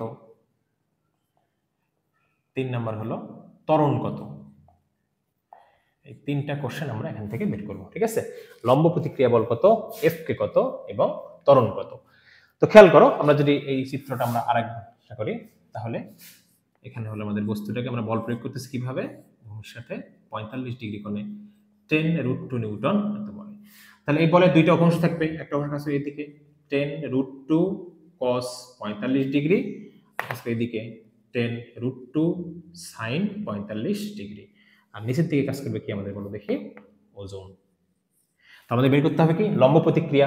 তাহলে ঠিক এই বরাবরই কি আমাদের চলে একটা লম্ব প্রতিক্রিয়া, এখানে কিন্তু কাজ করবে আর। ঠিক আছে, যেহেতু বস্তুটা এই তল বরাবর এখানে আছে গতিশীল, এদিকে তো বস্তুর কোনো গতি নাই, হ্যাঁ, তাহলে এই উপর দিকের বল আর নিচের দিকের বলগুলো কি পরস্পর সমান। ঠিক আছে, তাহলে খেয়াল করো, 1 নম্বর অ্যান্সার যদি হয় তাহলে r plus 10√2 cos sin 45 degree সমান কত, mg। তাহলে নিচের দিকে কাজ করে mg, উপরে কি এই বলের উলম্ব উপাংশ 10√2 sin 45 আর একটা কি r, আমাদের বের করতে হবে কি r এর মান। ঠিক আছে, তো বস্তুর ভরটা আমাদের এখানে কত কেজি হবে। ঠিক আছে, বস্তুর ভর ধরো আমাদের 4 কেজি দিয়েছি আমরা এখানে 4 কেজি। ওকে, তাহলে m ইনটু g এর মান তো 10, 10√2 sin 45 মান কত 1/√2, তাহলে 40 মাইনাস হলো 10, তাহলে মান কত আমাদের 30 নিউটন। এই হলো আমাদের তলের লম্ব প্রতিক্রিয়া। তাহলে খেয়াল করো, আমরা বলেছিলাম তলের লম্ব প্রতিক্রিয়া সবসময় কিন্তু mg নাও হতে পারে। ওকে, এখানে দেখো mg মাইনাস কত, ওই যে 10 sin সামথিং। 2 নম্বর বলছে আমাদের f কে কত, হ্যাঁ, তো f কে সমান আমরা কি জানি মিউ কে ইনটু r। তাহলে মিউ কে এর মান আমরা দেওয়া আছে এখানে কত 0.3, আর এর মান পেয়েছি আমরা কত 30, তাহলে কত হচ্ছে আমাদের 9 নিউটন। ঠিক আছে, এরপর বলছে ত্বরণ কত, ত্বরণ কত। তাহলে দেখো তো এই বস্তুটাকে আমাদের এদিকে কার্যকরী বল কত, গতিশীল করবে কত, কত বল 10√2, এখানে হলো cos 45। ওকে, অর্থাৎ এইটুকুর মান কত হবে আমাদের হিসাব করলে মনে হয় 10 নিউটন হয়। তাহলে বস্তুটাকে গতিশীল করার চেষ্টা করবে আমাদের কত f, আর তাকে বাধা দেবে f কে হলো m। তাহলে 10 নিউটন বল ত্বরণ তৈরি করবে, 9 নিউটন তাকে বাধা দেবে, বস্তুর ভর 4 কেজি, তাহলে 0.25 এত মিটার পার সেকেন্ড স্কয়ার তার ত্বরণ। আমরা একটু চেক করলাম আসলে নিচে দেখা যাচ্ছে কিনা। তাহলে দেখো আমাদের ঘর্ষণ বল এটা চেয়েছিল 2 নম্বরে, আমাদের চেয়েছিল এইটা, আর একটা চেয়েছিল আমাদের হলো লম্ব প্রতিক্রিয়া, এই 3টা জিনিস চেয়েছে আমাদের। তো আশা করতেছি বুঝতে পারছো তোমরা। তাহলে এই বস্তুটাকে আমরা কি করতেছিলাম, টানতেছিলাম, হ্যাঁ, ভূমির সাথে 45 ডিগ্রি কোণে 10 বলটা কি টানতেছিলাম আমরা। ওকে, এবার আমরা আরেকটা ম্যাথ করে দেখি। এই 4 কেজি ভরের একটা বস্তুকে এর আগে আমরা এদিকে টানছিলাম, এবারে বস্তুটাকে ঠেলবো আমরা 20√2 নিউটন বলে। সেক্ষেত্রে আমরা এই জিনিসগুলো আবার নির্ণয় করতে বলবো, লম্ব প্রতিক্রিয়া বল কত, এফ কে এর মান কত এবং ত্বরণ কত। তাহলে খেয়াল করো আবারও, তাহলে আমাদের এটাকে যদি আমরা টানি, তাহলে দেখো চিত্রটা আমরা আরেকবার এখন চেষ্টা করি এখানে একটু। তাহলে বস্তুটাকে আমরা ঠেলতেছি এইদিকে, হ্যাঁ, তাহলে এটার মান হলো 45 ডিগ্রি, তাহলে এদিকে কাজ করতেছে কত 20√2, তাহলে বস্তুটা গতিশীল করবে কে এফ, এদিকে 20√2 ইন্টু cos 45, আর একটা উপাংশ কাজ করবে কোন দিকে, নিচের দিকে 20√2 sin 45, ওজনও কাজ করবে দিকে, আর আর কাজ করবে কোন দিকে আমাদের উপরের দিকে। যেহেতু বস্তুটা এই তলের উপরে তলের সাথে লেগে থাকবে কন্ট্যাক্ট ফোর্স, তাহলে উপরের বল আর নিচের বল কি সমান। ওকে, তাহলে আমাদের কাছে কি লম্ব প্রতিক্রিয়া, তাহলে আর সমান কি লেখা যায় আমাদের w প্লাস হলো 20√2 ইনটু sin 45, তাহলে mg প্লাস 20√2 ইনটু 1/√2, m এর মান 4, g এর মান যদি 10 হয় তাহলে কেটে গেলে থাকে এত, তাহলে 60 নিউটন। ঠিক আছে, তো দেখো আমরা যখন কোনো বস্তুকে ঠেলি তখন কিন্তু লম্ব প্রতিক্রিয়া বলের মানটা কি হয়, বেড়ে যায়। এবং আমরা অবশ্যই জানি ঘর্ষণ বল লম্ব প্রতিক্রিয়া বলের মান যত বাড়ে ঘর্ষণ বলের মান তত কি আস্তে আস্তে বেড়ে যায়। ওকে, তাহলে আমাদের চাইছে কি ঘর্ষণ বল, তাহলে এফ কে সমান হলো মিউ কে ইন্টু আর, মিউ কে এর মান হলো 0.3, ঘর্ষণ বলের মান কত আমাদের এখানে 20 নিউটন, 318 এত নিউটন। ওকে, এরপর দেখো আমরা 3 নম্বর অঙ্কটা এখানে করার চেষ্টা করি। আমাদের ত্বরণ, যে ত্বরণ মানে কি আমরা জানি এফ মাইনাস এফ কে ভাগ হলো কি এম, এফ মাইনাস এফ সমান হলো এম। তো এফ মানে বলতে এফ কি, এফ হলো আমাদের এই কার্যকর বলটা কত, ঠিক আছে, এফ হলো আমাদের কার্যকর বল এখানে কত। তো কার্যকর বল কত দেখতে পাচ্ছি আমরা এখানে 20√2 × cos 45, তাহলে 20√2 cos 45 সমান কত 1/√2, তার মানে 20 নিউটন। তাহলে কার্যকর বল 20 নিউটন, বাধাদানকারী বল ঘর্ষণ 18 নিউটন, আর এম এর মান হলো দেওয়া আছে আমাদের 4 কেজি, তাহলে 0.5 এত মিটার পার সেকেন্ড স্কয়ার। তাহলে বস্তুটার ত্বরণ চেয়েছে, বস্তুটার ঘর্ষণ বল চেয়েছে, এবং আমাদের চেয়েছে হলো লম্ব প্রতিক্রিয়া বলের মান কত। লম্ব প্রতিক্রিয়া সবসময় যে আরই হবে এমন কিন্তু কথা নেই, ঠিক আছে। আশা করছি ম্যাথটা তোমরা বুঝতে পেরেছো। কোন একটা বস্তুকে আমরা একটা উলম্ব দেওয়ালের সাথে বল প্রয়োগ করব, উলম্ব একটা দেওয়ালের সাথে বল প্রয়োগ করব বস্তুটা। ওকে, তো বস্তুটার ভর দেওয়া আছে আমাদের 1 কেজি, সাপোজ বস্তুটার ভর দেওয়া আছে 1 কেজি, আমরা বস্তুটাকে দিক থেকে বল প্রয়োগ করেছি 40 নিউটন। আমরা ধরো কি করছি, কোন একটা কাউকে এরকম দেওয়ালের সাথে এরকম চেপে ধরে, গলা চেপে ধরে আছে, তাহলে এই বস্তুটা গতিশীল হবে কিনা সেটা বলছে আমাদের। হ্যাঁ, তো মিউ এস এর মান দেওয়া আছে 0.3 আর মিউ কে এর মান দেওয়া আছে আমাদের 0.2। ওকে, এটা আছে। তাহলে আমাদের প্রথম কোশ্চেন বলছে যে বস্তুটা আসলে গতিশীল হবে কিনা। প্রথম কোশ্চেন হলো বস্তুটি গতিশীল হবে কিনা, বস্তুটি গতিশীল হবে কি না। দ্বিতীয় কোশ্চেন বস্তুর ত্বরণ কত, বস্তুর ত্বরণ কত, বস্তুর ত্বরণ কত। ওকে, দেখি আমরা একটু। প্রথমে বস্তুটা গতিশীল হবে কিনা, তাহলে খেয়াল করো আমাদের এই বস্তুকে আমরা যে পরিমাণ বল প্রয়োগ করব, যেহেতু এটা একটা দেওয়াল, এখানে তো তাই না, তো দেওয়াল আমাদেরকে ঠিক উল্টা দিকে কি ওই পরিমাণে একটা ফোর্স কি করবে, ব্যাক করবে। হ্যাঁ, তাহলে দেওয়াল যেহেতু এই তার এটাতে তল, তাহলে তলের সাথে লম্বভাবে বল প্রয়োগ করতেছে, তাহলে এটাই আমাদের কি লম্ব প্রতিক্রিয়া, ঠিক আছে। তাহলে আমরা যদি 40 নিউটন বল প্রয়োগ করি, তাহলে দেওয়াল আমাকে 40 নিউটন বল কি করবে, ব্যাক দিবে এখানে। যদি তাই ব্যাক দেয়, হ্যাঁ, তাহলে আমাদের প্রয়োগকৃত বল কত আসলে 0, কিন্তু আমরা দিয়েছি 40, দেওয়াল ব্যাক দিয়েছি 40, তাহলে লব্ধি বল কত আমাদের অ্যাকচুয়ালি 0, ঠিক আছে। তাহলে এই বস্তুটাকে গতিশীল করতে পারে কে, আসলে বস্তুটাকে গতিশীল করতে পারে কে। তাহলে দেখো তো এই বস্তুতে একটা ওজন আছে, ওজন কাজ করে কোন দিকে, নিচের দিকে। হ্যাঁ, তাহলে বস্তু গতিশীল হওয়ার শর্ত কি, কার্যকর বল সেটা অবশ্যই কার থেকে বড় হতে হবে, সীমাস্থ ঘর্ষণ বলের থেকে বড়। তাহলে আমাদের কার্যকর বল কত এখানে, W, কার্যকর বল হলো WmG, তাহলে 1 × 10, তাহলে 10 নিউটন। আর সীমাস্থ ঘর্ষণ বলের মান কত, μs r। হ্যাঁ, তো μs এর মান কত দেওয়া আছে আমাদের 0.3, আর বলতে তলের লম্ব প্রতিক্রিয়া 40, তাহলে কত হচ্ছে আমাদের 12 নিউটন। তাহলে আমাদের এই তাহলে ঘর্ষণ বল কোন দিকে কাজ করবে, বস্তু যেদিকে গতিশীল হওয়ার চেষ্টা করবে, ঘর্ষণ বল কাজ করবে তার কোন দিকে, উল্টা দিকে। তাহলে আমাদের কার্যকর বল হলো 10 নিউটন, আর এই বস্তুটাকে বাধা দিব উপর দিয়ে কত নিউটন, 12 নিউটন বল। যেহেতু সীমাস্থ ঘর্ষণ বলের থেকে কার্যকর বলের পরিমাণ কম, তাহলে বস্তুটা কি হবে না, গতিশীল হবে না। তাহলে এফএস এর মান ডব্লিউ এর থেকে বেশি, অতএব বস্তুটি গতিশীল হবে না। যেহেতু বস্তুটি গতিশীল হবে না, তার মানে তো ত্বরণ থাকার কোনো প্রশ্নই ওঠে না। তাহলে ত্বরণের মান কত আমাদের এখানে 0, তো ত্বরণের মান কত আমাদের এখানে 0, ঠিক আছে। আশা করছি বুঝতে পারছো সবাই। ওকে, এইবার আমরা এই বল এখানে প্রয়োগ করব, ঠিক আছে। তো বস্তুর আমাদের ভর দেওয়া আছে √3 কেজি, আর এখানে মিউ এর মান দেওয়া আছে আমাদের হলো 1/2√3। ওকে, 1/2√3। তো খেয়াল করে দেখো আমাদের এখানে বলছে যে এই বস্তুটার উপরে প্রশ্ন হলো সর্বোচ্চ কি পরিমাণ বল প্রয়োগ করলে বস্তু স্থির হয়ে যাবে, ঠিক আছে, বস্তু স্থির থাকবে, বস্তু স্থির থাকবে। সর্বোচ্চ কি পরিমাণে বল প্রয়োগ করলে বস্তুটা কি থাকবে, স্থির থাকবে। আপনার বল প্রয়োগ করতেছি বাট তারপরে বস্তুটা কি থাকবে আমাদের এখানে, স্থির থাকবে। ঠিক আছে, ওকে। তারপরে আসলে কি কি বের করতে বলছে, আমরা প্রশ্ন বুঝতে পারছি কিনা? সর্বোচ্চ কি পরিমাণ বল প্রয়োগ করলে বস্তু স্থির থাকবে, তাহলে আসলে স্থিতি ঘর্ষণ বল বের করতে হবে, এবং স্থিতি ঘর্ষণ বলের সর্বোচ্চ মানকে কি বলা হয়, সীমাস্থ ঘর্ষণ বল। তাহলে সীমাস্থ ঘর্ষণ বল পর্যন্ত বস্তু কি থাকবে, স্থির থাকবে, এবং সেটাই বের করতে হবে যে সর্বোচ্চ কি পরিমাণ বল প্রয়োগ করলে বস্তু গতিশীল হবে না। ওকে, তাহলে আমরা একটু চিত্রটা আরেকবার একটু করার চেষ্টা করি, আমরা খেয়াল করো। তাহলে এই বরাবর যদি আমরা নিয়ে আসি, তাহলে আমরা বল প্রয়োগ করবো কোন দিকে, এই দিকে। তাহলে এটা 60 ডিগ্রি হলে আমাদের অবশ্যই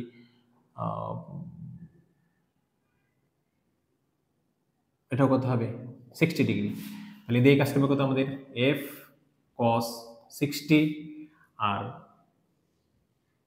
নিচের দিকে কাজ করবে আমাদের হলো এফ সাইন 60। ওকে, আর মিউ এর মান দেওয়া ছিল আমাদের হলো 1/2√3। ওকে, তাহলে আমাদের প্রথমে দেখে আমাদের বস্তুটা স্থির থাকবে কখন, যখন বস্তুর উপর আমাদের সীমাস্থ ঘর্ষণ বল কাজ করবে। তাহলে সীমাস্থ ঘর্ষণ বলের ফর্মুলা কি আমরা জানি, মিউ এ এফ এস সমান লেখা যায় মিউ এস ইনটু আর। তো মিউ এস এর মানটা দেওয়া আছে, আমার দরকার কি এখানে আর এর মান দরকার। তো আর কাজ করে কোন দিকে, তলের সাথে কোন দিকে, লম্ব দিকে কাজ করে আমাদের হলো আর। ঠিক আছে, আর এই দিকে কাজ করবে কি আমাদের ওজন। যেহেতু বস্তুটা এই তলে স্থির, অর্থাৎ উপরে নিচে কোনো গতি নাই, তার মানে নিচের বল আর উপরে বল কি হবে, সমান হবে। ঠিক আছে, তাহলে আমাদের এটা 1 নাম্বার দিয়ে আমরা রেখে দিই। তাহলে দেখো আর সমান কি লেখা যাবে আমাদের, mg প্লাস হলো f sin 60, mg প্লাস হলো f sin 60। ওকে, তাহলে m এর মান দেওয়া আছে আমাদের কত, √3 কেজি, তাই না? তাহলে √3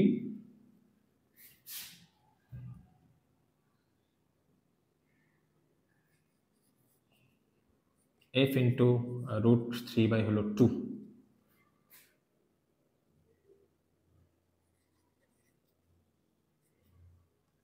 √3 ভাগ 2 ইন্টু f। ঠিক আছে, ওকে। আমরা এফ এস এর মান বের করব। তাহলে এফ এস সমান লেখা যায় মিউ এস ইন্টু আর। তাহলে মিউ এস সমান লেখা যায় mg প্লাস হলো √3 ভাগ 2 ইন্টু f। ওকে, তো মিউ এস এর মান দেওয়া আছে কত আমাদের, 1 ভাগ √3, 1 ভাগ হলো 2√3। হ্যাঁ, এম এর মান দেওয়া আছে আমাদের হলো √3 g প্লাস √3 ভাগ 2 ইন্টু হলো f। তাহলে আমরা যদি ভিতরে গুণ করে দিই, তাহলে এখানে থাকে হলো g/2 প্লাস হলো 3 কেটে যাবে, f ভাগ হলো 4। ওকে, পাশে হলো fs। তো খেয়াল করো fs কাজ করে কোন দিকে আমরা জানি, বল যেদিকে আমাদের ক্রিয়া করে সেদিকে। ঠিক আছে, তাহলে এই fs এর সমান পরিমাণ বল যদি আমরা এই পাশে প্রয়োগ করি, তাহলে তো বস্তু স্থির থাকবে। fs সমান পরিমাণ বল যদি আমরা ঠিক এই পাশে প্রয়োগ করি, তাহলে বস্তুটা কি থাকবে, আমাদের স্থির থাকবে। তাহলে fs সমান আমরা কত লিখতে পারি, f cos 60 ডিগ্রি, তাহলে g/2 প্লাস হলো f/4। ওকে, তাহলে f cos 60 মান কত আমাদের, হাফ, তাহলে g ভাগ 2 প্লাস f ভাগ 4। ঠিক আছে, ওকে, এটাকে আরেকটু সাইড লেখার চেষ্টা করি আমরা। তাহলে f ভাগ 2 মাইনাস f ভাগ 4 সমান হলো g/2।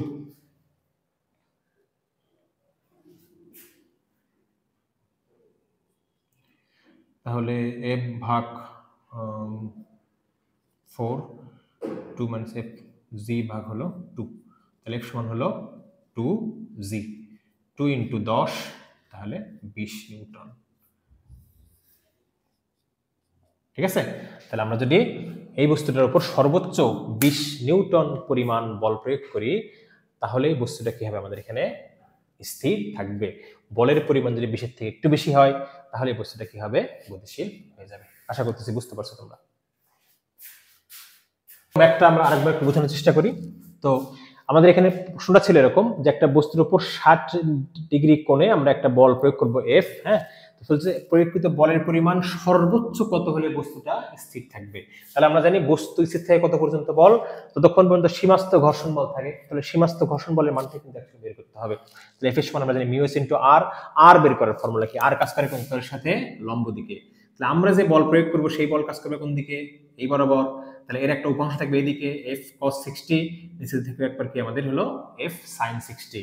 তাহলে যেহেতু বস্তুটা এই তল বরাবর স্থির, y অক্ষ বরাবর স্থির, তাহলে y অক্ষ বরাবর বলের লব্ধি কত হবে 0, উপরের বল আর নিচের বল সমান, উপরের দিকে আছে কত আমাদের r, নিচের দিকে আছে mg প্লাস হলো f sin 60। তাহলে sin 60 মান বসানোর পরে r সমান আসে আমাদের হলো এই বলটা, ঠিক আছে। তো f এর সমান লেখা যায় μs into r, μs r এর মান আমরা বসাই দিয়েছি, বসাই দিয়ে ক্যালকুলেশন করলে এরকম একটা ফর্মুলা আসে। তো এফ এর সমান আমরা কেন বসালাম এটা, কারণ এফ এস কাজ করে কোন দিকে, এইদিকে, আর আমাদের কার্যকর বল কাজ করে, আমাদের পুরো এফ বল প্রয়োগ করলেও কি এই বরাবর কি এফ বল কাজ করবে, কাজ করবে কি এফ cos 60। তাহলে এফ cos 60 এবং এফ যদি এফ এস যদি সমান হয় তাহলে বস্তুটা কি থাকবে, স্থির থাকবে। যখন এই পাশের বলটা বেশি হবে তখন বস্তুটা গতিশীল হবে, তাই তো। তাহলে আমাদের এফ এস এর সমান রাখতে হবে, তাহলে এফ এস সমান আমরা লিখতে পারি এফ cos 60, এখান থেকে ক্যালকুলেশন করে যেটা আসে এফ সমান 20 নিউটন। তাহলে এই বস্তুটাকে সর্বোচ্চ আমরা 20 নিউটন বল প্রয়োগ করে তাকে স্থির রাখতে পারবো। 20 এর থেকে একটু বেশি হয়ে গেলে বস্তুটা কি হয়ে যাবে, গতিশীল হয়ে যাবে, ঠিক আছে। ওকে, আরেকটা অঙ্ক দেখি আমরা এখান থেকে। এটাকে আমরা ভেক্টরে পড়ে আসছি, এটা উপাংশ বিভাজন সূত্র দিয়ে আমরা পড়ে আসছি যে ঠেলা সজান একটা টানা সজান। এবার আমরা ঘর্ষণের সাহায্যে বোঝার চেষ্টা করবো। হ্যাঁ, কোনো বস্তুকে ঠেলা অপেক্ষা টানা সহজ কেন, ঠেলা অপেক্ষা টানা সহজ কেন। ওকে, তাহলে ধরো একটা বস্তুকে আমরা ঠেলবো। হ্যাঁ, এই বস্তুটাকে যদি আমরা ঠেলি তাহলে ঠেলার সময় বল প্রয়োগ করতে কিভাবে, ঠিক এইভাবে বল প্রয়োগ করতে হয়, এফ বল। হ্যাঁ, থিটা হলে এদিকে কাজ করবে কি আমাদের এফ cos থিটা, এদিকে কাজ করবে আমাদের হলো এফ sin থিটা, আবার এদিকে কাজ করবে কি আমাদের mg, তাই তো। আর লম্ব প্রতিক্রিয়া বল কাজ করবে কোন দিকে, আর এদিকে, ঠিক আছে। তাহলে এখানে r সমান কত লেখা যায়, r সমান দেখতে পাচ্ছি কত লেখা যাচ্ছে, mg প্লাস হলো f sin থিটা, ঠিক আছে, প্লাস হলো f sin থিটা। তাহলে আমাদের f s সমান কি লেখা যায় আমরা জানি মিউ s r। ওকে, তাহলে mu s into mg plus হলো f sin থিটা। তাহলে যখন কোনো একটা বস্তুকে ঠেলবো তখন আমাদেরকে এই পরিমাণ ঘর্ষণ বল বিপরীত দিকে কাজ করবে, mu S into MG plus left sine theta. এখন যদি বস্তুকে আমরা টানি, হ্যাঁ, তাহলে কোনো বস্তুটা আমাদের ঠেলার ক্ষেত্রে, কোনো বস্তুকে কেটা ঠেলার ক্ষেত্রে, ঠিক আছে। এবার কি করবো, আমরা একটা বস্তুকে টানবো, ঠিক আছে। তো টানার সময় বস্তুটা আমাকে সাধারণত এরকম ভাবে এফ বলে টানি আমরা এদিকে, তাই তো। তাহলে ধরো থিটা কোণ হলে আমাদের এদিকে কাজ করবে কি এফ cos থিটা, এদিকে কাজ করবে আমাদের হলো ওজন, উপর দিয়ে কাজ করবে কি আমাদের লম্ব প্রতিক্রিয়া, তাই তো, ঠিক আছে। তাহলে আর এফ এর একটা উপাংশ থাকবে এদিকে, সেটা হলো এফ sin থিটা। তাহলে যেহেতু বস্তুটা স্থির অক্ষ বরাবর, তাহলে উপরের বল আর নিচের বল পরস্পর সমান, তাহলে আর প্লাস হলো এফ sin থিটা সমান কি ডব্লিউ। তাহলে আর সমান লেখা যায় ডব্লিউ মাইনাস হলো এফ sin থিটা, বা mg মাইনাস হলো এফ sin থিটা। ওকে, তাহলে আমরা জানি এফ এস সমান কি লেখা যায় মিউ এস ইনটু আর। তাহলে মিউ এস আর মানে mg হলো এফ sin থিটা। তাহলে তোমরা নিশ্চয়ই বুঝতে পারছো, যখনই আমরা কোনো বস্তুকে গতিশীল করতে চাই, স্থির বস্তু তাকে গতিশীল করতে চাই, বল প্রয়োগ করি, তাহলে ঠেলার ক্ষেত্রে আমাদের ঘর্ষণ বল কাজ করে এই পরিমাণ mu S plus mu S সমান into mg plus F sin theta. আর যখন আমাদের বস্তুকে টানি তখন আমাদের ঘর্ষণ বল কাজ করে মিউ এস mg মাইনাস হলো এফ sin থিটা। তাহলে এখান থেকে কিন্তু আমরা প্রমাণ করতে পারি যে কোনো একটা বস্তুকে, যে কোনো বস্তুকে কি ঠেলা অপেক্ষা টানা কি সহজ। আশা করছি বুঝতে পেরেছো তোমরা।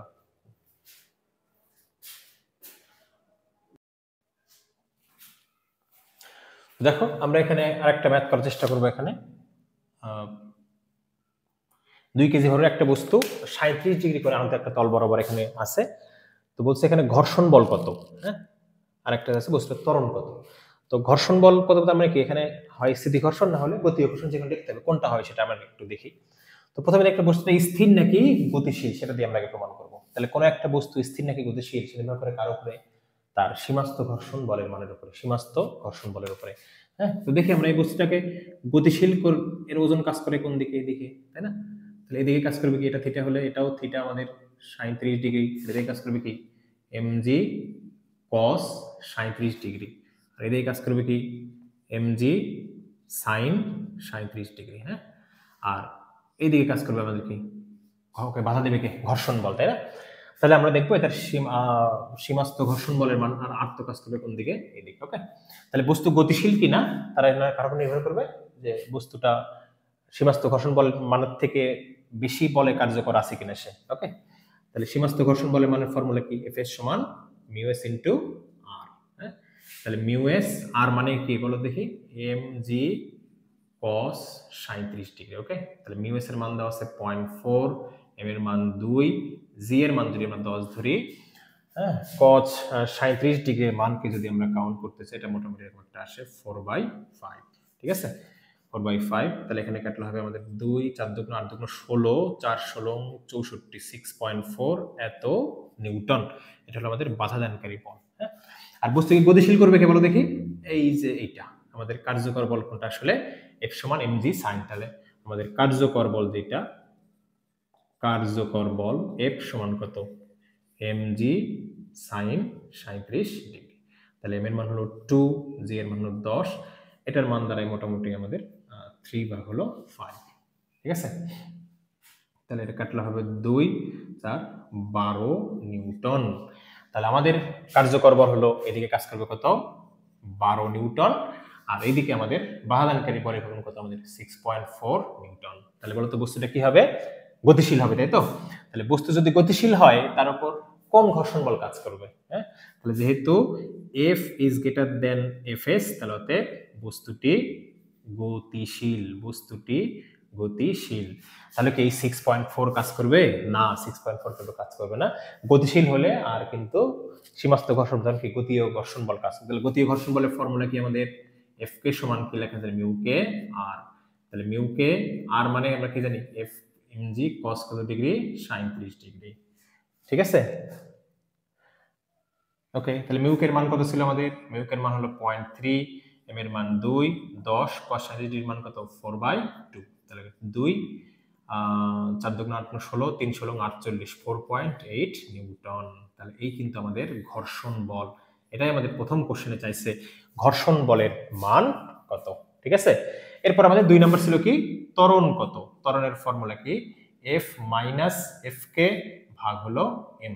তাহলে F এর পরিমাণ দেখেছি আমরা, কার্যকর বল কত ছিল আমাদের, 12 নিউটন ছিল এই কার্যকরী বল, কার্যকর 12 নিউটন, তাকে বাধা দিয়েছে কত, 4.8, আর বস্তুর ভর দেওয়া আছে কত আমাদের, 2 কেজি। তাহলে 7.2 ভাগ হলো 2, তাহলে 3.6 এত মিটার পার সেকেন্ড স্কয়ার। এই হলো আমাদের বুদ্ধি ত্বরণ। হ্যাঁ, আশা করছি বুঝতে পেরেছো তোমরা। সুপ্রিয় শিক্ষার্থী, আমরা আমাদের ঘর্ষণ বলের ঠিক সর্বশেষ ম্যাথটা নিয়ে আমরা আলোচনা করবো। একটু গুরুত্বপূর্ণ ম্যাথ, অনেকগুলো কনসেপ্ট ক্লিয়ার হবে ম্যাথটা যদি আমরা করতে পারি। তো খেয়াল করো, আমাদের একটা বস্তু 60 কেজি ভরের একটা বস্তু, 60 কেজি ভরের একটা বস্তু আমাদের, ধরো 6 কেজি ভরের একটা বস্তু আমাদের এখানে আছে। ঠিক আছে, তো এই বস্তুটা আমাদের ভূমির সাথে 60 ডিগ্রি কোণে আনত তল বরাবর নিচের দিকে গতিশীল আছে। বস্তুটা কিভাবে গতিশীল আছে, সে নিচের দিকে অলরেডি নামতেছে। এখন বলছে কত বল প্রয়োগ করলে বস্তুটি স্থির হয়ে যাবে। একে আমরা থামাবো, তাহলে সেক্ষেত্রে কত বল প্রয়োজন হবে। একটা বলছে কত বল প্রয়োগ করলে ব্লকটি ধ্রুব বেগে নিচের দিকে নামবে। এই ব্লকটাই নিচের দিকে নামবে, তাহলে কিন্তু কি নামবে, অবশ্যই সমবেগে নামবে, ধ্রুব বেগ আর কি।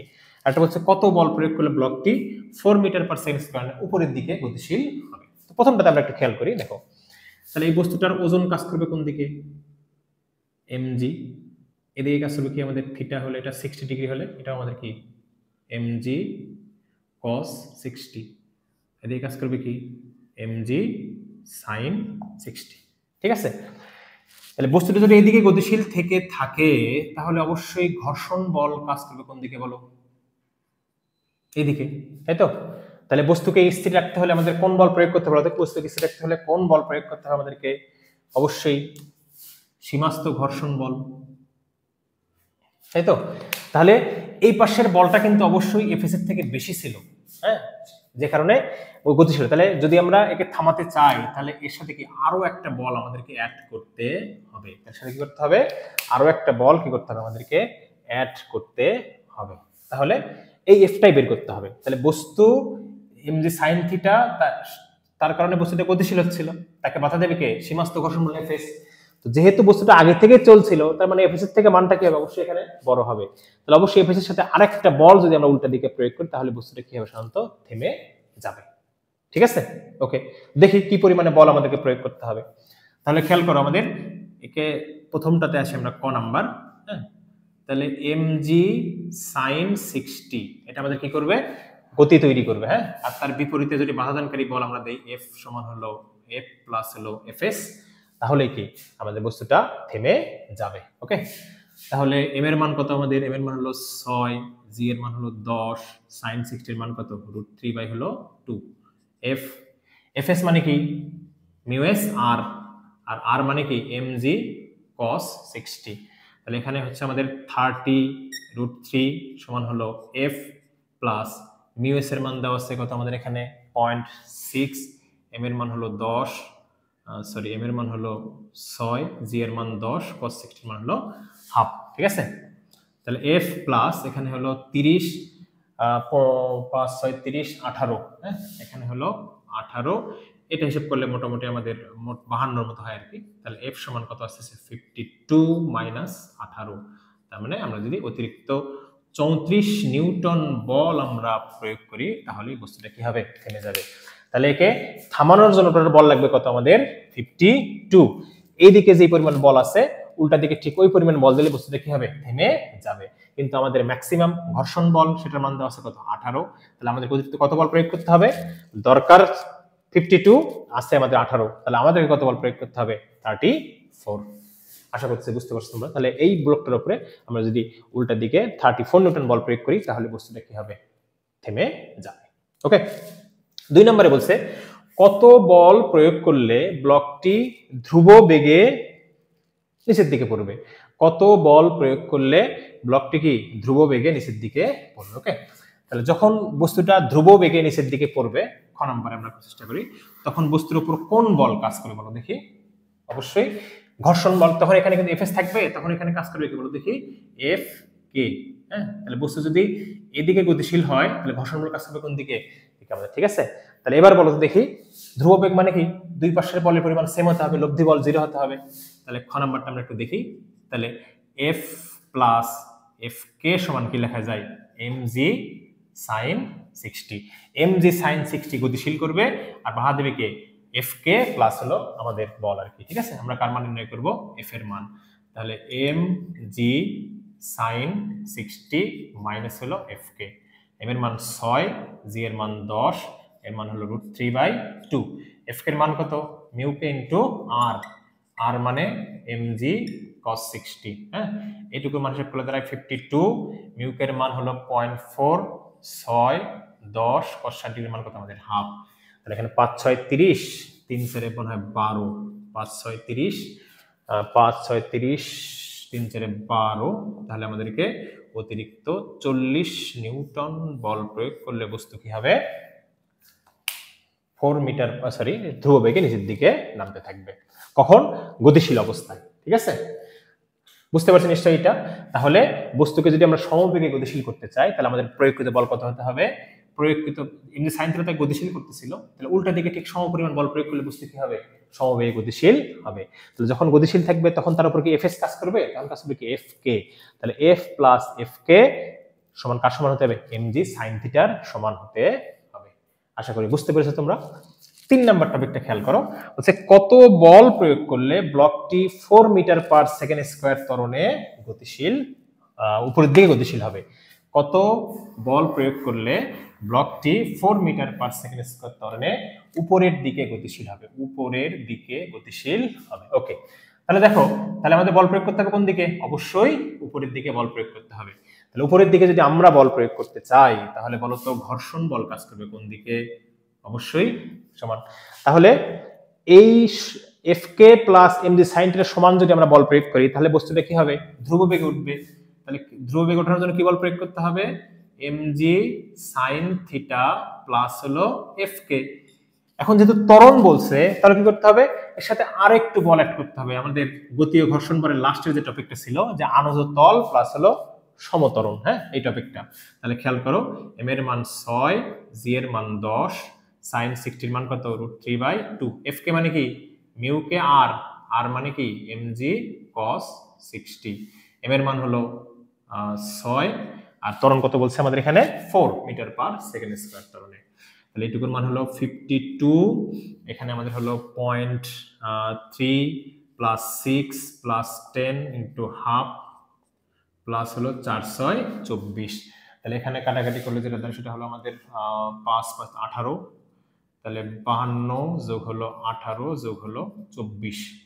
হ্যাঁ, তাহলে 18 আর 52 5 5 6 30, সরি এখানে 3 4 12 হবে, 3 4 12, তাহলে এখানে হলো 4 6 8 হাত থেকে হলো 8 8 হাত থেকে না 2 3 8 88 নিউটন। তাহলে আমরা যদি 88 নিউটন বল এই দিকে প্রয়োগ করতে পারি তাহলে বস্তুটা কি হবে, 4 মিটার পার সেকেন্ড স্কয়ার ত্বরণে উপরের দিকে উঠতে থাকবে। এই ম্যাথটা যদি আমরা বুঝতে পারি তাহলে আমাদের ঘর্ষণ বলের প্রি থেকে প্রো লেভেল পর্যন্ত সব ধরনের ম্যাথ মোটামুটি আমরা করতে পারবো। ভালো থাকো সবাই, ধন্যবাদ সবাইকে, আসসালামু আলাইকুম।